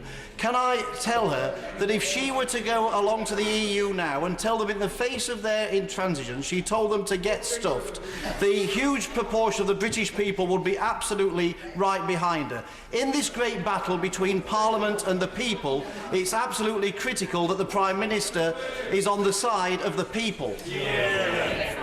Well, can I say to my honourable friend that I believe that being on the side of the people is about ensuring that this government delivers on Brexit, and that's what we'll do. It's important, so just to let you know. Leila Moran. This weekend it was reported that former Prime Minister David Cameron has been taken on board to sort of backseat drive this process, given that he was the original architect of this mess. I have to say I was slightly concerned. May I ask the Prime Minister, what exactly is the former Prime Minister's role in this? When exactly was the last time she spoke to him? And what advice is he giving? He is not giving advice. The last time I spoke to him was when we actually agreed the withdrawal agreement, when I spoke to two former Prime Ministers as a matter of courtesy to indicate to them what had been negotiated with the European Union. Mr. Robert Halfon. Thank you, Mr. Speaker. I welcome the guarantees the Prime Minister has given today about having no second referendum of any kind. I also welcome her standing up to Mr. Juncker. Could I just say in plain words to the Prime Minister that if she went to the European Union and said you can stick the £39 billion of taxpayers' money where the sun don't shine unless we get legal movement on the backstop, she wouldn't be called Nebula, she'd be called the Iron Lady. Yeah. Can I say to my honourable friend, can I simply say to my honourable friend that I think, as I've said to other members of this House, it is important for us to remember that actually there would be, whatever the circumstances of our leaving the European Union, there would be some financial obligations for us. And as a country that does meet its legal obligations, I think it would be important for us to continue to do so. Chris Bryant. The trouble is, the time in the world isn't going to make the slightest difference to the arithmetic in this House. Absolutely. And the truth is, by delaying another 28 days from today in holding the meaningful vote, the Prime Minister is playing into the hands of the European Union. Yes. She's playing into the hands of those who want to undermine our security. Yeah. She's playing into the hands of those who want to be our economic rivals, and she's achieving absolutely nothing for this country. She could invite every single member of the House round to her gaff for Christmas Day, Boxing Day and New Year's Eve, and she's still going to lose the vote. So why doesn't she get on with it this week? Because I am seeking those further assurances from the European Union. I've listened to the House and that's what I'm doing. Mr. Graham. Mr. Speaker, I very much hope that the Prime Minister can agree with the EU a legally binding annex to the withdrawal agreement on any intended use of the backstop, and I believe that could unite many members of this House. But given that they too, like us, were elected on a manifesto respecting the referendum result, shouldn't any further reassurances be the moment for Labour members to join with us in supporting a practical compromise and ending uncertainty? Look, I agree with my honourable friend that I think it is important that when it comes to the vote, that members from across this whole House put the interests of this country first, put the interests of delivering on the referendum and doing it in a way that does protect jobs and our security, which is exactly what I believe this deal does. Jim Shannon. Prime Minister, some of your junior ministers, those in the payroll, have told other MPs that the backstop cannot be changed because if it was to be changed, Leo Varadkar would lose the Republic of Ireland election. We do need to have good relations with the Republic of Ireland, but Prime Minister, you are the Prime Minister. I know that your responsibility is for the United Kingdom of Great Britain and Northern Ireland. So can the Prime Minister remind the members of her payroll team that Northern Ireland is part of the United Kingdom and that there is no onus on any member or junior minister to be a cheerleader for the Taoiseach? Can I say to my honourable friend that the reasons why we have negotiated what we have and the reasons why we, as a government, we are committed to Northern Ireland and to not having a hard border between Northern Ireland and Ireland, that's nothing to do with the views of the Taoiseach, it's nothing to do with the views of the Government of the Republic of Ireland, it's about the commitment that we believe we should be giving to the people of Northern Ireland. And Dr. Andrew Murison. The UK sensibly and pragmatically continues to apply the Union Customs Code after Brexit. And given from the beginning of the new year the new UK Customs Declaration System and the REX system that will replace certificates of origin, is it not the case that the European Union would not be acting in good faith if it insisted on its backstop, potentially out to 2099, as cited in the withdrawal agreement? Quite right. Be very clear with my honourable friend that the backstop is, as we have said in the withdrawal agreement and has been further confirmed by the Council conclusions last week, is intended to be temporary. Of course, Article 50 does not allow for a permanent arrangement to be put in place, but it is the case, of course, that the existence of alternative arrangements which would enable us to deal with the issue of providing that there is no hard border between Northern Ireland and Ireland would ensure that the backstop need not be used, and if it was used, that it could be replaced, and could be replaced quickly by those arrangements. Catherine West. What advice does the Prime Minister have to my constituent who is currently stockpiling insulin, and does she believe that urgent measures need to be put in place for these vital sorts of provisions? The Department of Health, of course, are putting arrangements in place, making contingency arrangements for no deal. That is part of the preparations that are taking place, which it is entirely right for the government to do. Alberto Costa. Thank you, Mr. Speaker. Securing the rights of British nationals living in the EU 27 and the rights of EU nationals here in the United Kingdom is a matter of the utmost importance for every member of this House.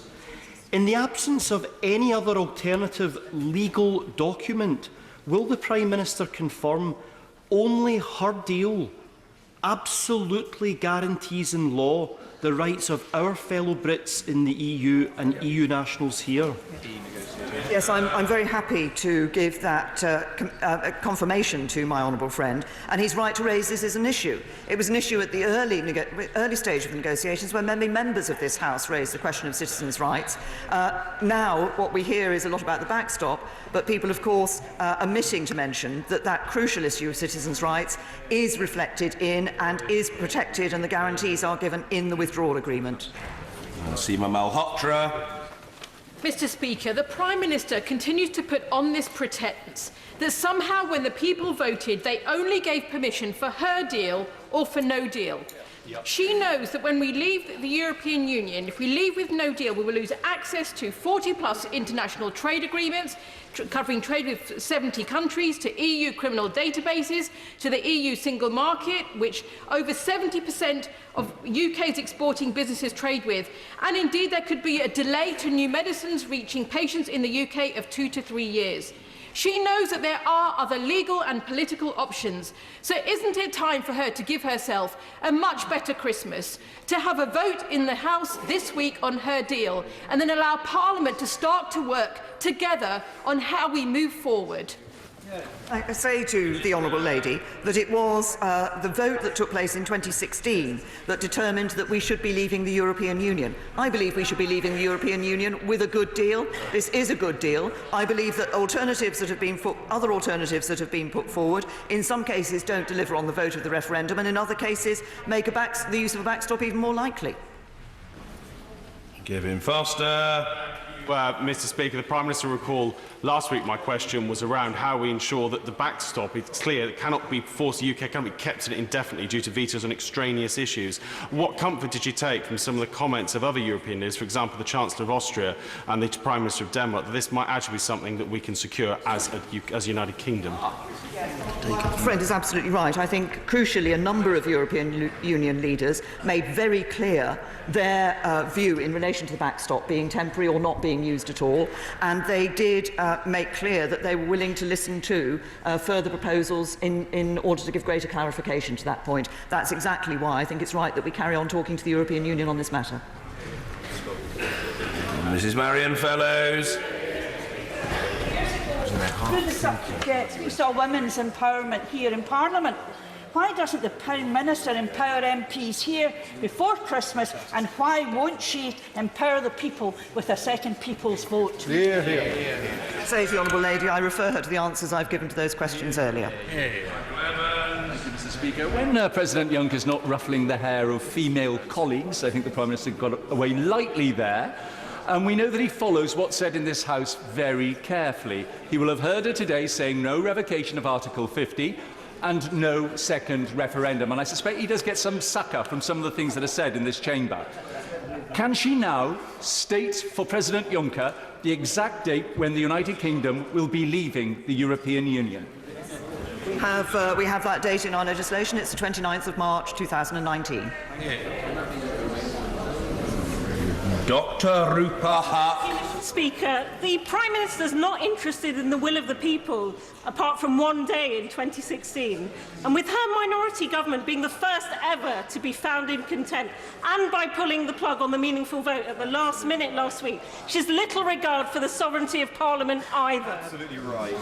Given that she's returned from her latest travels empty-handed due to her own red lines, why won't she allow MPs a vote on her deal this week and consider extending Article 50 It is the season of miracles and goodwill, but no one at all believes this is all going to be neatly concluded by the end of March.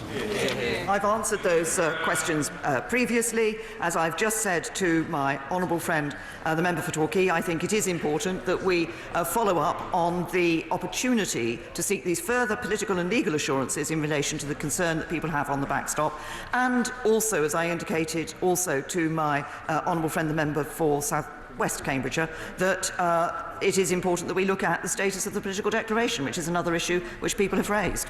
Mrs Anne Main. Thank you very much, Mr. Speaker. Can I thank the Prime Minister for reminding this House that 472 members sitting now actually decided to give a people's vote in 2015?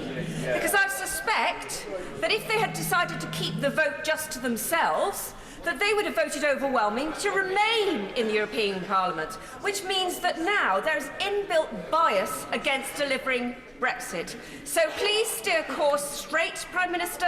The country expects us to deliver Brexit. A people's vote is simply an opportunity to try and overturn the democratic vote.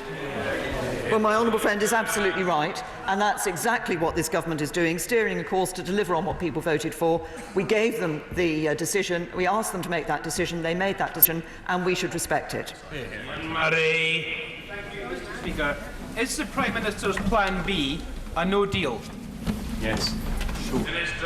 What I'm working on at the moment is to ensure that we can get the assurances necessary to deal with the concerns people have on the deal that has been negotiated. What's your plan B?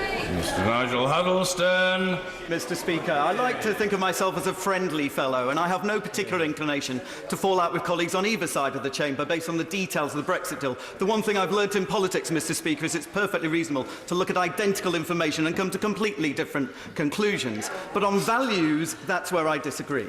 And does the Prime Minister agree that to have a second referendum would fundamentally undermine the principle of democracy? I believe there are many people who voted, if not for the first time at all, certainly for the first time for some considerable number of years in that referendum. They did so in the belief that the politicians were going to listen to them, and I think their belief and their faith in politics and politicians and our democracy would be shattered if they were asked to think again. We should deliver on the vote that took place. Gapes. Mr. Speaker, I listened very carefully to the words the Prime Minister used. When asked about indicative votes in this House, she said, "We have no plans." Yeah. When asked whether she would revoke Article 50, she said, "This government will not do." If this House voted to instruct the government to revoke Article 50, would she resign and make way for another government that will carry out the wishes of this House? It's the honourable gentleman, if this House voted to revoke Article 50, it would be going against the wishes of the people in the referendum in 2016. Matt Warman. Mr. Speaker, more than three-quarters of my constituents voted to leave the European Union. Can the Prime Minister imagine anything more patronising than the idea that they need more democracy to have another go? And does she agree with me that their instruction was very clearly that we should be getting on with it? I absolutely agree with my honourable friend. His constituents thought when they voted that the government were going to deliver on their vote, and that's exactly what we should do. Hobhouse. Speaker, she says that a further referendum would be divisive. It is not referenda per se that are divisive. In fact, the 2016 referendum would not have been divisive if the promises made were deliverable. The division in our country today only come from 2.5 years of Brexit fantasies now hitting the wall of Brexit reality. Brexiteers see the Prime Minister's deal as a betrayal and Remainers are furious because the whole Brexit argument was based on lies. Does the Prime Minister agree that in our democracy we should never be afraid of a public vote, but we should always oppose fantasies and false promises? Well, I can assure the honourable lady, no member of this House is afraid of a public vote. Members of this House put themselves up for public votes on a number of occasions in order to be elected into this House. But can I also say to the honourable lady, arguments were put. There were two sides of the argument in the referendum. There were people voted on their belief as to whether or not we should stay in the European Union. And I believe that we should deliver on the vote that people gave. Richard Drax. Thank you, Mr. Speaker. Many here, including one or two senior members of the Cabinet, now refer to the will of MPs, which is nothing more than a fig leaf to remain. Can I ask my right honourable friend that it was the will of the majority of MPs in this place to give the people a vote? They did so. Now we must honour it. And if we fall back on WTO terms, so be it. Lead us, Prime Minister. Get this country free. Let's end this rancour. My honourable friend is absolutely right that it was the will of MPs in this House that the decision as to whether to stay in the European Union be given to the people of this country. We did that and they voted to leave, and we should do it. Speaker, the House may be interested to know that Larry the Cat at number 10 just tweeted Brexit. He said Brexit update. Giving people a vote equals breaking faith. Does the Prime Minister agree? I think I've made a point clearly throughout this afternoon that I believe we should keep faith with the people by delivering on the vote that they gave in 2016.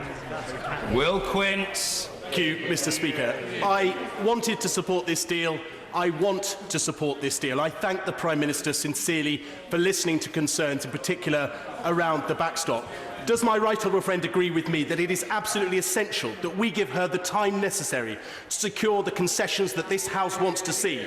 Because I guarantee the Prime Minister, if she secures them, I will stand foursquare behind her.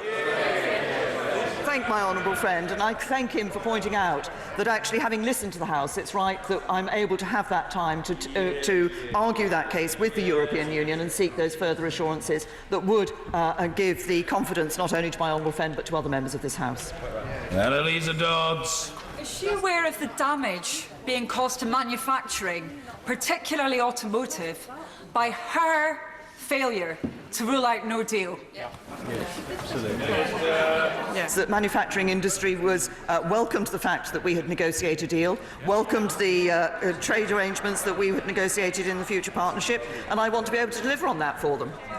Smith. Mr. Speaker, ahead of the 2016 EU membership referendum, the government spent over £9 million of taxpayers' money on a leaflet delivered to every UK home advocating that we remain, but also crucially saying that whatever the outcome of that referendum, that would be enacted. Last year, 589 now elected honourable and right honourable members of this House stood on election manifesto pledges to deliver that referendum result. Will my right honourable friend confirm to this House that we will be leaving the European Union on the 29th of March next year, deal or no deal? I am happy to confirm that we will be leaving the European Union on the 29th of March next year, and I'm grateful to my honourable friend for having pointed out the significant number of members of this House who stood on that manifesto commitment to deliver on that vote that people took in 2016. Stephen Kinnock. The Prime Minister repeatedly claims that the Norway Plus option would require a backstop, but on the 3rd of December, her Attorney General told me from that dispatch box that he could see no reason why Norway Plus would not satisfy the stated objectives of the backstop. Could she please confirm that she agrees with her Attorney General on that point?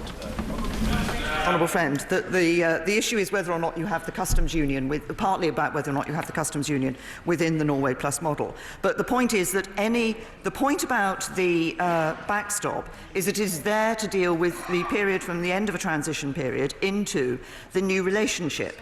The new relationship being one that will deal with the guarantee to the people of Northern Ireland that there will be no hard border.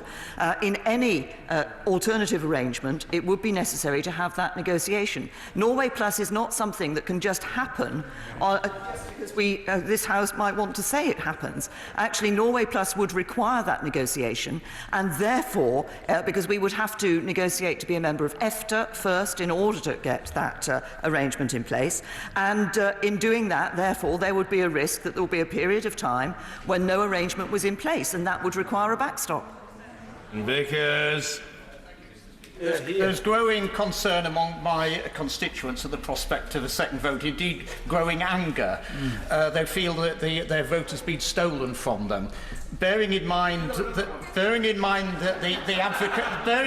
advocates of a second vote talk about chaos, confusion and uncertainty, would my right honourable friend agree with me that that would be the result of a second vote on a smaller turnout?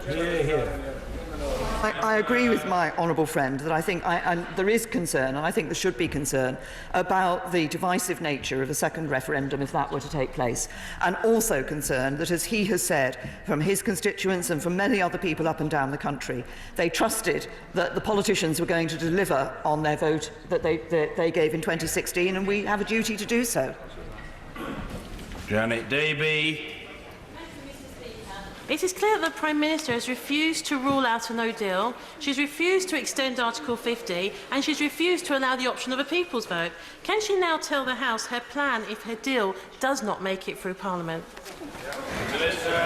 Honourable Lady, that, as I've said to a number of other honourable members, if she and others want to ensure that there is not a no-deal situation, then they have to either accept that the alternatives are accepting a deal or no Brexit. I believe we should be delivering on Brexit, and I believe we should be doing it with a good deal for the UK.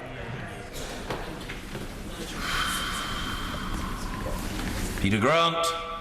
Thank you, Mr. Speaker. Can I gently remind the Prime Minister that it's not only MPs in this place who have manifesto commitments to honour. The Scottish Government has manifesto commitments to honour, and it would be utterly undemocratic for anyone to try to stand in their way. But could the Prime Minister tell us how many people in this place stood on a manifesto that supported the chaos of a no deal? And given that the answer is none, surely that should be the first option that is taken off the table, and then we can talk about what kind of deal we can get, and if we can't get a decent deal, then not leaving should be put back on the table. Surely giving those choices to the people is more democratic than forcing them out on a no-deal Brexit that nobody voted for. Of course we can ensure that we don't leave with no deal. We can do that by ensuring that we leave with a deal, and a good deal for the whole of the United Kingdom. Jones. After 2 hours on her feet, we are now convinced that the Prime Minister still agrees with herself but is listening to very few other people. Last week, no less a person than her predecessor, Sir John Major, called for an extension of Article 50, but stubbornly she still refuses to listen to any advice on this. Please, will the Prime Minister listen for once? I have been listening, and that's exactly why I'm discussing with we're having further discussions with the European Union in relation to the issue of the backstop, to seek the assurances that members of this House want. Liam Byrne. The Prime Minister has said today that she's determined to frustrate another vote of the people, and she's done her level best to frustrate a vote in this Parliament. Can she understand why so many people in here think that she is trying to confront this House and bully this House with a last-minute choice between her deal and no deal, even when she knows the catastrophic cost of no deal to swathes of our industry? So can I ask the Prime Minister to clarify for the House this afternoon a simple fact, that when it comes to a meaningful vote in January, this House will indeed be able to rule out no deal and, if necessary, extend Article 50. The motion that comes before the House will, of course, be amendable when it comes before the House in January. But I have to say to the honourable gentleman, this is about ensuring that we can get the assurances from the European Union. That's what we're working on, that we bring back to this House, having listened to the concerns that have been raised by members of this House. Alison Thewlis. Thank you very much, Mr. Speaker. The Prime Minister in her statement says that she is working on the tackling the spread of deliberate, large-scale and systematic disinformation. Does that include the disinformation of vote leave and things printed on the side of buses? The Honourable Lady, a number of things were said on both sides of the campaigns during the referendum on the European Union. I think the task that we have before us now is not to try to relive that referendum, but actually just get on with the job of delivering on it. James Frith. Mr. Speaker. Talking to both sides in my constituency on Saturday, they're wondering why, since the PM knows about her own Brexit-supporting MP's change of heart in her, why she won't now ask Bury for their conclusion on her botched deal. So I asked the Prime Minister, does she regret spending so long appeasing the 1922 instead of building a deal that works for the 48 and the 52? I have to say to the honourable gentleman, I think I'm right in the referendum his constituency actually voted to leave the European Union, and I think those people who voted to leave will want the government to deliver on that. Rimmer. Mary Rimmer. Thank you, Mr Speaker. Mr Speaker, I know why my constituency voted the way they did, and it was 58 to 42. But they blamed Europe for the mishaps of what we were. We lost our jobs in manufacturing as a result of going to finances away from manufacturing. 34 of the 43 local authorities are still 13% behind wages from 2010, still not recovered. That's why they voted. They've seen what's been said, they've listened to what's been said, but you're not giving them a chance to vote on this offer. Now, your deal is terrible. It is not a good deal. We will be worse off. And so it's a no deal. Give us a choice. We should have a choice to vote in this House today on your offer. I haven't made any offer. Yours would be better. Well, that's a matter for debate, but not a matter for me. But the Prime Minister can defend her own offer, and I'm sure she will. The Prime Minister. Thank you, Mr Speaker. Can I say to the honourable lady that, of course, this House will have a choice. It will have a choice when the meaningful vote is brought forward to be able to look at whether or not it accepts the deal that is on the table and what it wants in terms of the future. That choice will be available, just as the choice was available to her constituents and others, mine and others, up and down the country in 2016 to decide whether or not to stay in the EU. Jack Dromey. Mr Speaker, 62 members from 4 parties across this House have today written to the Prime Minister on the mounting concerns being expressed in our great manufacturing industries. Automotive, aerospace, shipbuilding, bus building, the food industry. The Prime Minister, we are walking towards a cliff. We're walking towards a cliff. And if this uncertainty continues, what are already bad decisions being made for Britain will continue, and dramatically so, in the first quarter of next year. We have to have a degree of certainty without which the future for many companies and workers will be catastrophic. Why does the Prime Minister not rule out now any question of a no-deal Brexit? We have, of course, been engaging with manufacturing industry, including the automotive industry, which is very important to this country and to jobs in this country.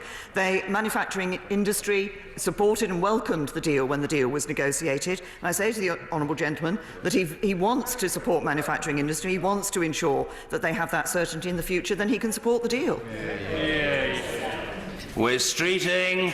Thank you, Mr Speaker. The Prime Minister has pointedly not said that her deal is better than the one we already have. What sort of Prime Minister puts a deal to Parliament knowing it would make our country worse off than it would otherwise have been? And what sort of Prime Minister could possibly countenance the reckless chaos of a no-deal Brexit? Isn't that an insult to the office of Prime Minister? Gentlemen, can I say to the honourable gentleman, his question appeared to be based on the premise that it was possible that we should be looking at staying inside the European Union. The people voted for us to leave the European Union. What the economic analysis shows is that the best option in leaving the European Union that meets that requirement and protects jobs is the deal. Patricia Gibson. Thank you, Mr Speaker. Like the Leader of the Opposition, the Prime Minister has set herself firmly against putting this issue back to the people, clearly because she feels, as does the Leader of the Opposition, that the result this time will be different. Does she agree with me that for both of the main parties in this House, we have come full circle then? We have ended where we have begun, and that is running scared of UKIP. Can I say to the honourable lady, she suggested that I thought we shouldn't have a second referendum because I thought it might come out with a different result. Actually, no, I don't think it would come out with a different result. But I just believe that when we said to people in 2016, here is the choice, we give you that choice and we will abide by that choice, we should stick by our word. Mr. Andrew Slaughter. The height of irresponsibility for the Prime Minister to pretend she can win a vote on her deal when every member of this House, including her, knows that she can't, nor is there a majority for no deal. So when they are both voted down, what next? That question is fundamentally important for the future of this country, and if she can't or won't answer it, she shouldn't be in office. To the honourable gentleman, as we continue to work on the further assurances in relation to the deal, he knows full well the vote will come before the House will have its vote, and thereafter, if the deal is not supported, then the government will bring forward its proposals for the future steps that we will be taking. Ruth George. The Prime Minister claims to know what Leave voters voted for in 2016, but when I've surveyed thousands of my constituents, over half of Leave voters said that they wanted to stay in the single market. Almost that many said they wanted to be in the customs union. And now that they've seen the shape of the deal on the table, these are Leave voters, 16% said they've changed their mind and wanted to remain in the European Union. So how can the Prime Minister not listen to voters? I hope that she will spend the time over the next few weeks actually listening to voters who voted and not to her own rebellious backbenchers. Lady, that I do listen to voters. I speak to voters and I talk to them, and the overwhelming view that is given to me by voters is they actually want to ensure that we get on with delivering on the vote in 2016. Diana Johnson. Speaker, can the Prime Minister imagine any scenario whereby it would be in the national interest to extend Article 50? Can I say to the Honourable Lady, I've answered the question on extending Article 50. I believe it is important for us to deliver on the vote that people took. We have it in our legislation that we will leave the European Union on the 29th of March 2019. Martin Whitfield. Speaker, who does the Prime Minister think will be held responsible if there's a no deal? The Executive, Parliament, or the people who voted in 2016? Members of this House will have a decision to take in relation to the deal and whether they want to leave the European Union with a deal. Rachel Maskell.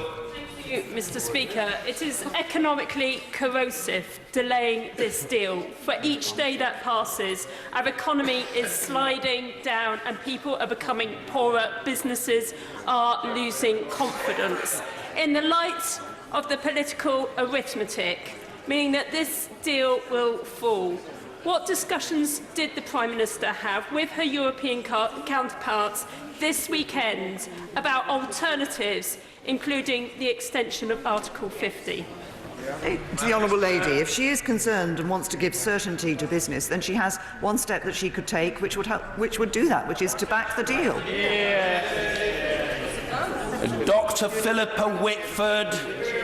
Very much, Mr. Speaker. In light of the impact of the loss of EU citizens in the NHS, a 90% drop in nurses coming here, and a trebling of the number of EU nurses leaving, the Prime Minister has sought in recent months to make clear to EU citizens they are welcome and they are secure. However, in her response to the member for South Leicestershire, she implied that they would only be secure if her deal passes. Can she clarify, because she has just scared over 3 million people? To the Honourable Lady, and I know she has a very personal interest in this issue. The withdrawal agreement sets out the agreement that has been reached between the United Kingdom and the European Union, which is in relation to EU citizens here in the UK and UK citizens in the European Union. As a government, we have been clear that we will protect the interests of European Union citizens here in the United Kingdom if there is a no-deal situation. But of course, I cannot at this stage guarantee what would be the situation for UK citizens in the European Union 27.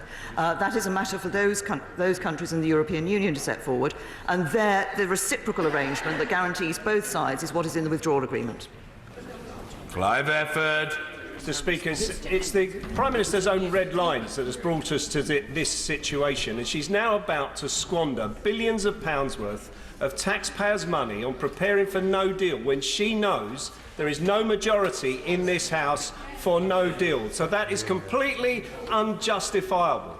Now, if we need more time to negotiate, extending Article 50 is the way forwards, and she is yet again putting another red line and stopping us taking the logical step of giving ourselves more time to sort out this situation.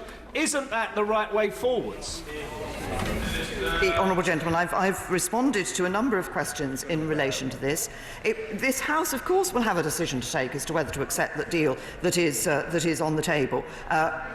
I'm working to get those further assurances, as I've said, but this House will have a decision as to whether to accept that deal. And if that deal is voted down, then we will have to look at the government will have to come forward with its proposals for the next steps. But he uses this phrase that a lot of people use about red lines. Actually, what the government has been doing is respecting the vote that people gave in 2016 on issues such as bringing an end to free movement and making sure that we leave the European Union.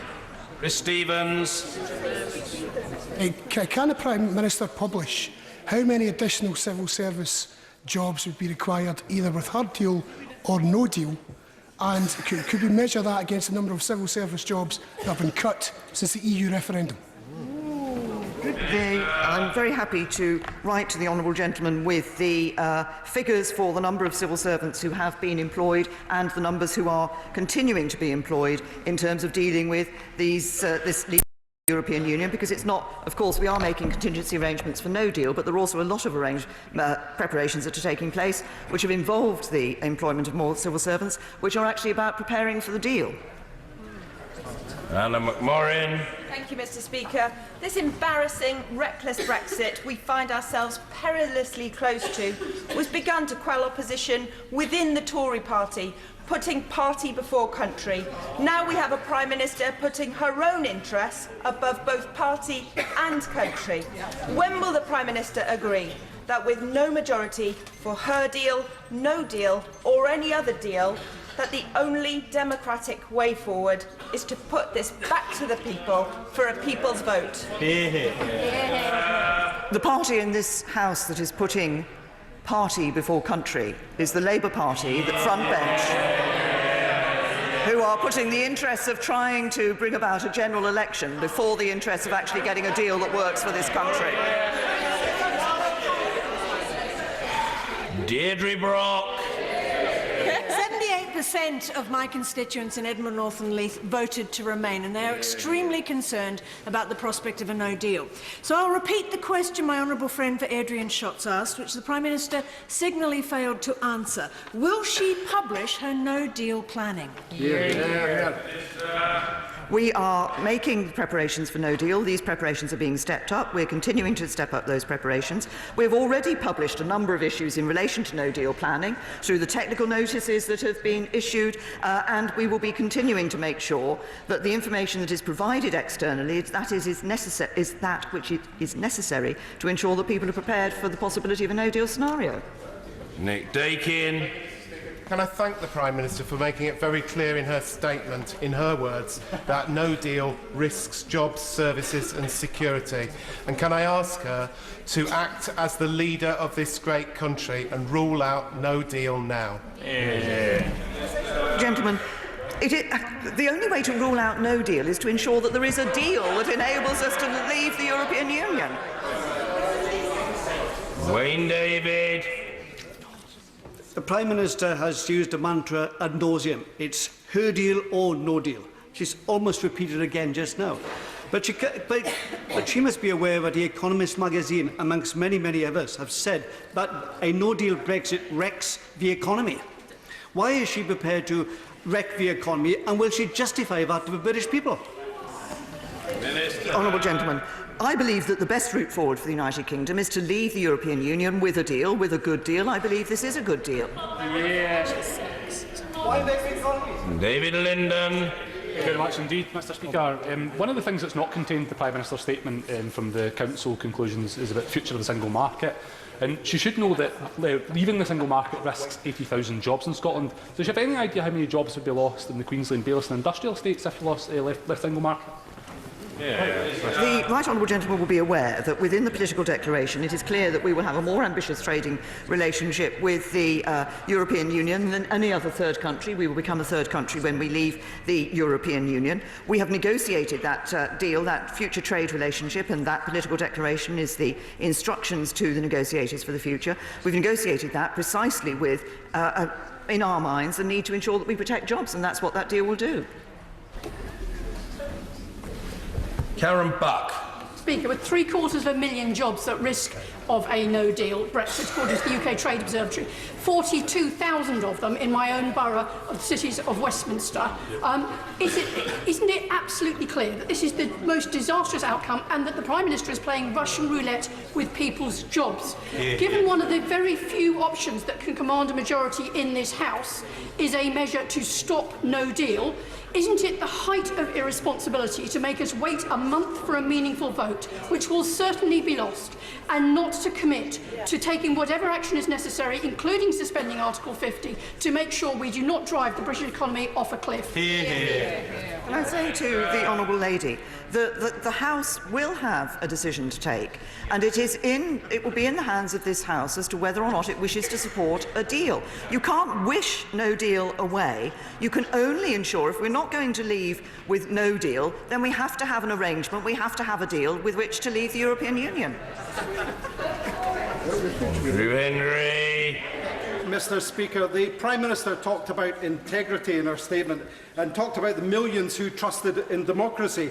What does she say to those same millions who've witnessed the dark money scandal, Vote Leave breaking the law, cash for votes, and her government gerrymandering the Brexit committees, and a legitimate vote of the Scottish Parliament, the legitimate bill of the Scottish Parliament being avoided, getting royal assent by her court action, or her pulling the vote on our deal halfway through the debate? Where is the integrity on those matters? The people deserve their say. Can I say to the honourable gentleman that I believe it was the case that this issue of the continuity bill in Scotland was discussed, this matter was discussed with the government at the time. The government made clear its position in relation to that continuity bill, in relation to this matter. There were discussions with the Scottish Government throughout the Withdrawal Act going through, the EU Withdrawal Act going through this House, and we have ensured at every stage that we have been consulting with, engaging with the Scottish Government and indeed with the Welsh Government on these matters. Matt Weston. Speaker, we have endured months of obfuscation and prevarication, fudge and more fudge made in Maidenhead. The Prime Minister described perfect as the enemy of the good, but she will also accept that good leadership demands the demonstration of the courage of one's convictions. Prime Minister, we are in a serious crisis. Business demands action urgently.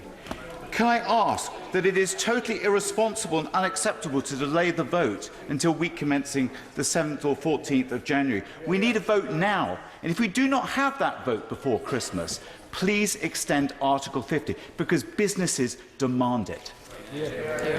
What businesses have been clear that they want is that they want to see us leaving with a deal. They've welcomed the deal that we've negotiated, and it's therefore in members' hands to recognise that when they come to the vote. It matters. Thank you, Mr. Speaker. Just so I'm clear, is she saying beyond a shadow of a doubt, in all circumstances whatsoever, that when her deal is voted down, she will not bring forward any other option other than leaving without a deal?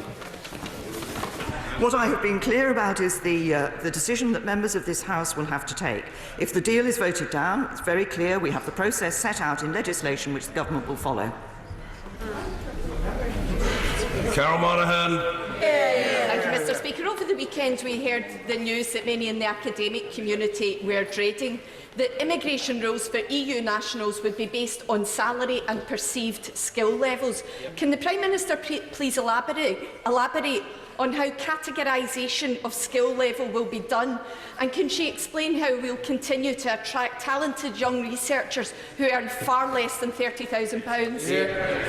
Can I say to the honourable lady that we've been clear for some time now. It wasn't at the weekend that we said that we were going to a skills-based immigration system. We've been clear for some months now that we're going to a skills-based immigration system. The figure of 30,000 was the figure that was set out in the MAC report. Neil Coyle. Thank you, Mr. Speaker. The Prime Minister describes a new vote on Europe as somehow an act of bad faith. This is the Prime Minister who tried to deny Parliament a meaningful vote at all, then pulled the vote when she knew she would lose. This is the Prime Minister who claims it's her way or no way, despite the option of revoking Article 50. And this is the Prime Minister who told 10,000 people from other EU countries living, working and contributing in my constituency that they had somehow jumped the queue. Is she in any position at all to lecture anyone about what it means to act in good faith on this issue? Prime Minister. I simply repeat to the honourable gentleman the points that I have made about the vote that took place in 2016 and about the duty that we have in relation to that. Hugh Gaffney. Prime Minister, I was in a workplace this morning, an old workplace, Glasgow Parcel Force, where parcels and goods are moved about. Workers told me they're worried about this Brexit deal. Also, in my constituency, Coatbridge, Christchurch and Bells Hill, where unemployment is rising. Workers are worried about their future. Do you have a Christmas message for them, Prime Minister? Or do you want to revert back to the 2017 general election? Can I say to the honourable gentleman that I believe that it is right for this country to leave the European Union. That's what people voted for. I believe it's right for us to leave with a good deal. I believe we have a good deal. Parliament has expressed, members of this House have expressed some concerns about a particular aspect of that, and I am working to reassure them on that particular point. And then I hope it will be possible for members of this House to recognise the importance of protecting jobs and to support a good deal for leaving the EU. Daniel Zeichner. Thank you, Mr. Speaker. The 48% seem to count for nothing anymore. They did not vote for this descent into chaos, and many cautioned that you should not leave unless you know where you are going. So is it not time in the national interest to revoke Article 50, not least to allow those who claim to speak for the 52% to sort out what they actually want? No, revoking Article 50 means staying in the European Union, and it's not possible to revoke Article 50, to go back into the EU and then come back out again in a few months' time. The judgment of the European Court of Justice was absolutely clear on this point. Revoking Article 50 means staying in the European Union. Martin Day. Mr. Speaker, democracy is a process, not a historical event in time, and it is essential that the public maintain faith in that process. So can the Prime Minister give me one good reason why we should respect the result of a referendum that was mired by extensive cheating and rule-breaking over having another referendum? Can I say to the honourable gentleman, that the referendum took place, the government was clear at the time, Parliament was clear at the time that this was a choice for the British people chose, and I think we should deliver on that choice. Thank you. Yes, point of order, Mr. Jeremy Corbyn. Speaker, I've listened very carefully to all of the answers the Prime Minister gave during this lengthy exchange today. I've listened very carefully to what members on all sides of the House have said, and it's very clear that it is very bad, unacceptable that we should be waiting almost a month before we have a meaningful vote on a crucial issue facing the future of this country. The Prime Minister has obdurately refused to ensure that a vote took place on the date she agreed. She refuses to allow a vote to take place this week and is now, I assume, thinking the vote will be on the 14th of January, almost a month away. This is unacceptable in any way whatsoever. So, Mr. Speaker, as the only way I can think of ensuring a vote takes place this week, I am about to table a motion which says the following: that this House has no confidence in the Prime Minister due to her failure to allow the House of Commons to have a meaningful vote straight away on the withdrawal agreement and framework for future relationships between the UK and the European Union. And that will be tabled immediately, Mr. Speaker. Thank you. Thank the Leader of the Opposition for what he's said. It requires no response from me, but it's on the record. And I move to the next point of order, which is from the Honourable and Learned Lady. Point of order, Joanna Cherry. Thank you, Mr. Speaker.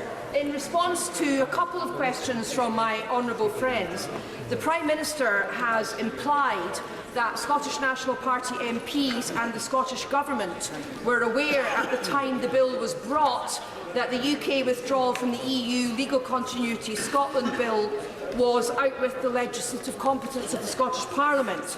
I'm sure the Prime Minister has inadvertently overlooked the fact that last week the UK Supreme Court passed judgment in the case, the Attorney-General's reference about this case, and found in actual fact that the bill was within the competence of the Scottish Parliament when passed, all save one section, section 17, and that it was only the subsequent enactment of the EU Withdrawal Act which retrospectively took powers away from the Scottish Parliament to mean that the bill was no longer within its powers. Mr Speaker, Tory members of the Scottish Parliament have been peddling misinformation about the Supreme Court judgment, and there have been a number of inaccurate media reports over the last few days. I am certain that the Prime Minister would not mean to perpetuate misunderstandings about a judgment of the United Kingdom Supreme Court, and I seek your guidance on how I can put the matter straight and on the record in this respect. Thank you. Let me say to the Honourable and Learned Lady that I think that she has found her own salvation. She is aware of the device. One might almost go so far as to call it a ruse of an attempted, but in practice bogus point of order to get across a particular point which is dear to her head and her heart. And she succeeded in that mission with admirable clarity and eloquence. The point is on the record, and it will be read in the official report, and I have a sense that the Honourable and Learned Lady will seek to spread copies of the official report far and wide in her own constituency and doubtless beyond. So far as ministers are concerned, including the Prime Minister, it is of course incumbent upon any minister who thinks he or she may inadvertently have given incorrect information to the House to correct the record. Whether in this case it is decided to do so is not a matter for me, but I hope that she feels that she has achieved her objective this afternoon. Point of order, Mr Tom Brake. Thank you, Mr Speaker. Mr Speaker, over the weekend it became very clear that the Prime Minister has some strong views on certain things, one of them being Tony Blair, which I know she shares with the Leader of the Opposition, and also the merits of a people's vote, again something that she shares with the Leader of the Opposition. However, Mr Speaker, however intense the Prime Minister's antipathy towards a people's vote is it in order for her to leak chunks of her speech in advance of her coming here to the House to make the statement which contains the same chunks of her speech as was leaked to the press at 10:30 last night? Well, I thank the right honourable gentleman for giving me notice that he wished to raise this matter. Certainly I agree wholeheartedly and without equivocation with the proposition that announcements of government policy should be made in this House and should not be pre-announced to the media. This is not just a courtesy expected of the government, but an important principle. I think it fair only to add, in response to the right honourable gentleman, however, that the government might in this case argue that the number 10 press release to which the right honourable gentleman referred contained no announcement of government policy. It merely reiterated what the Prime Minister told the House last week. I do understand the sense of disquiet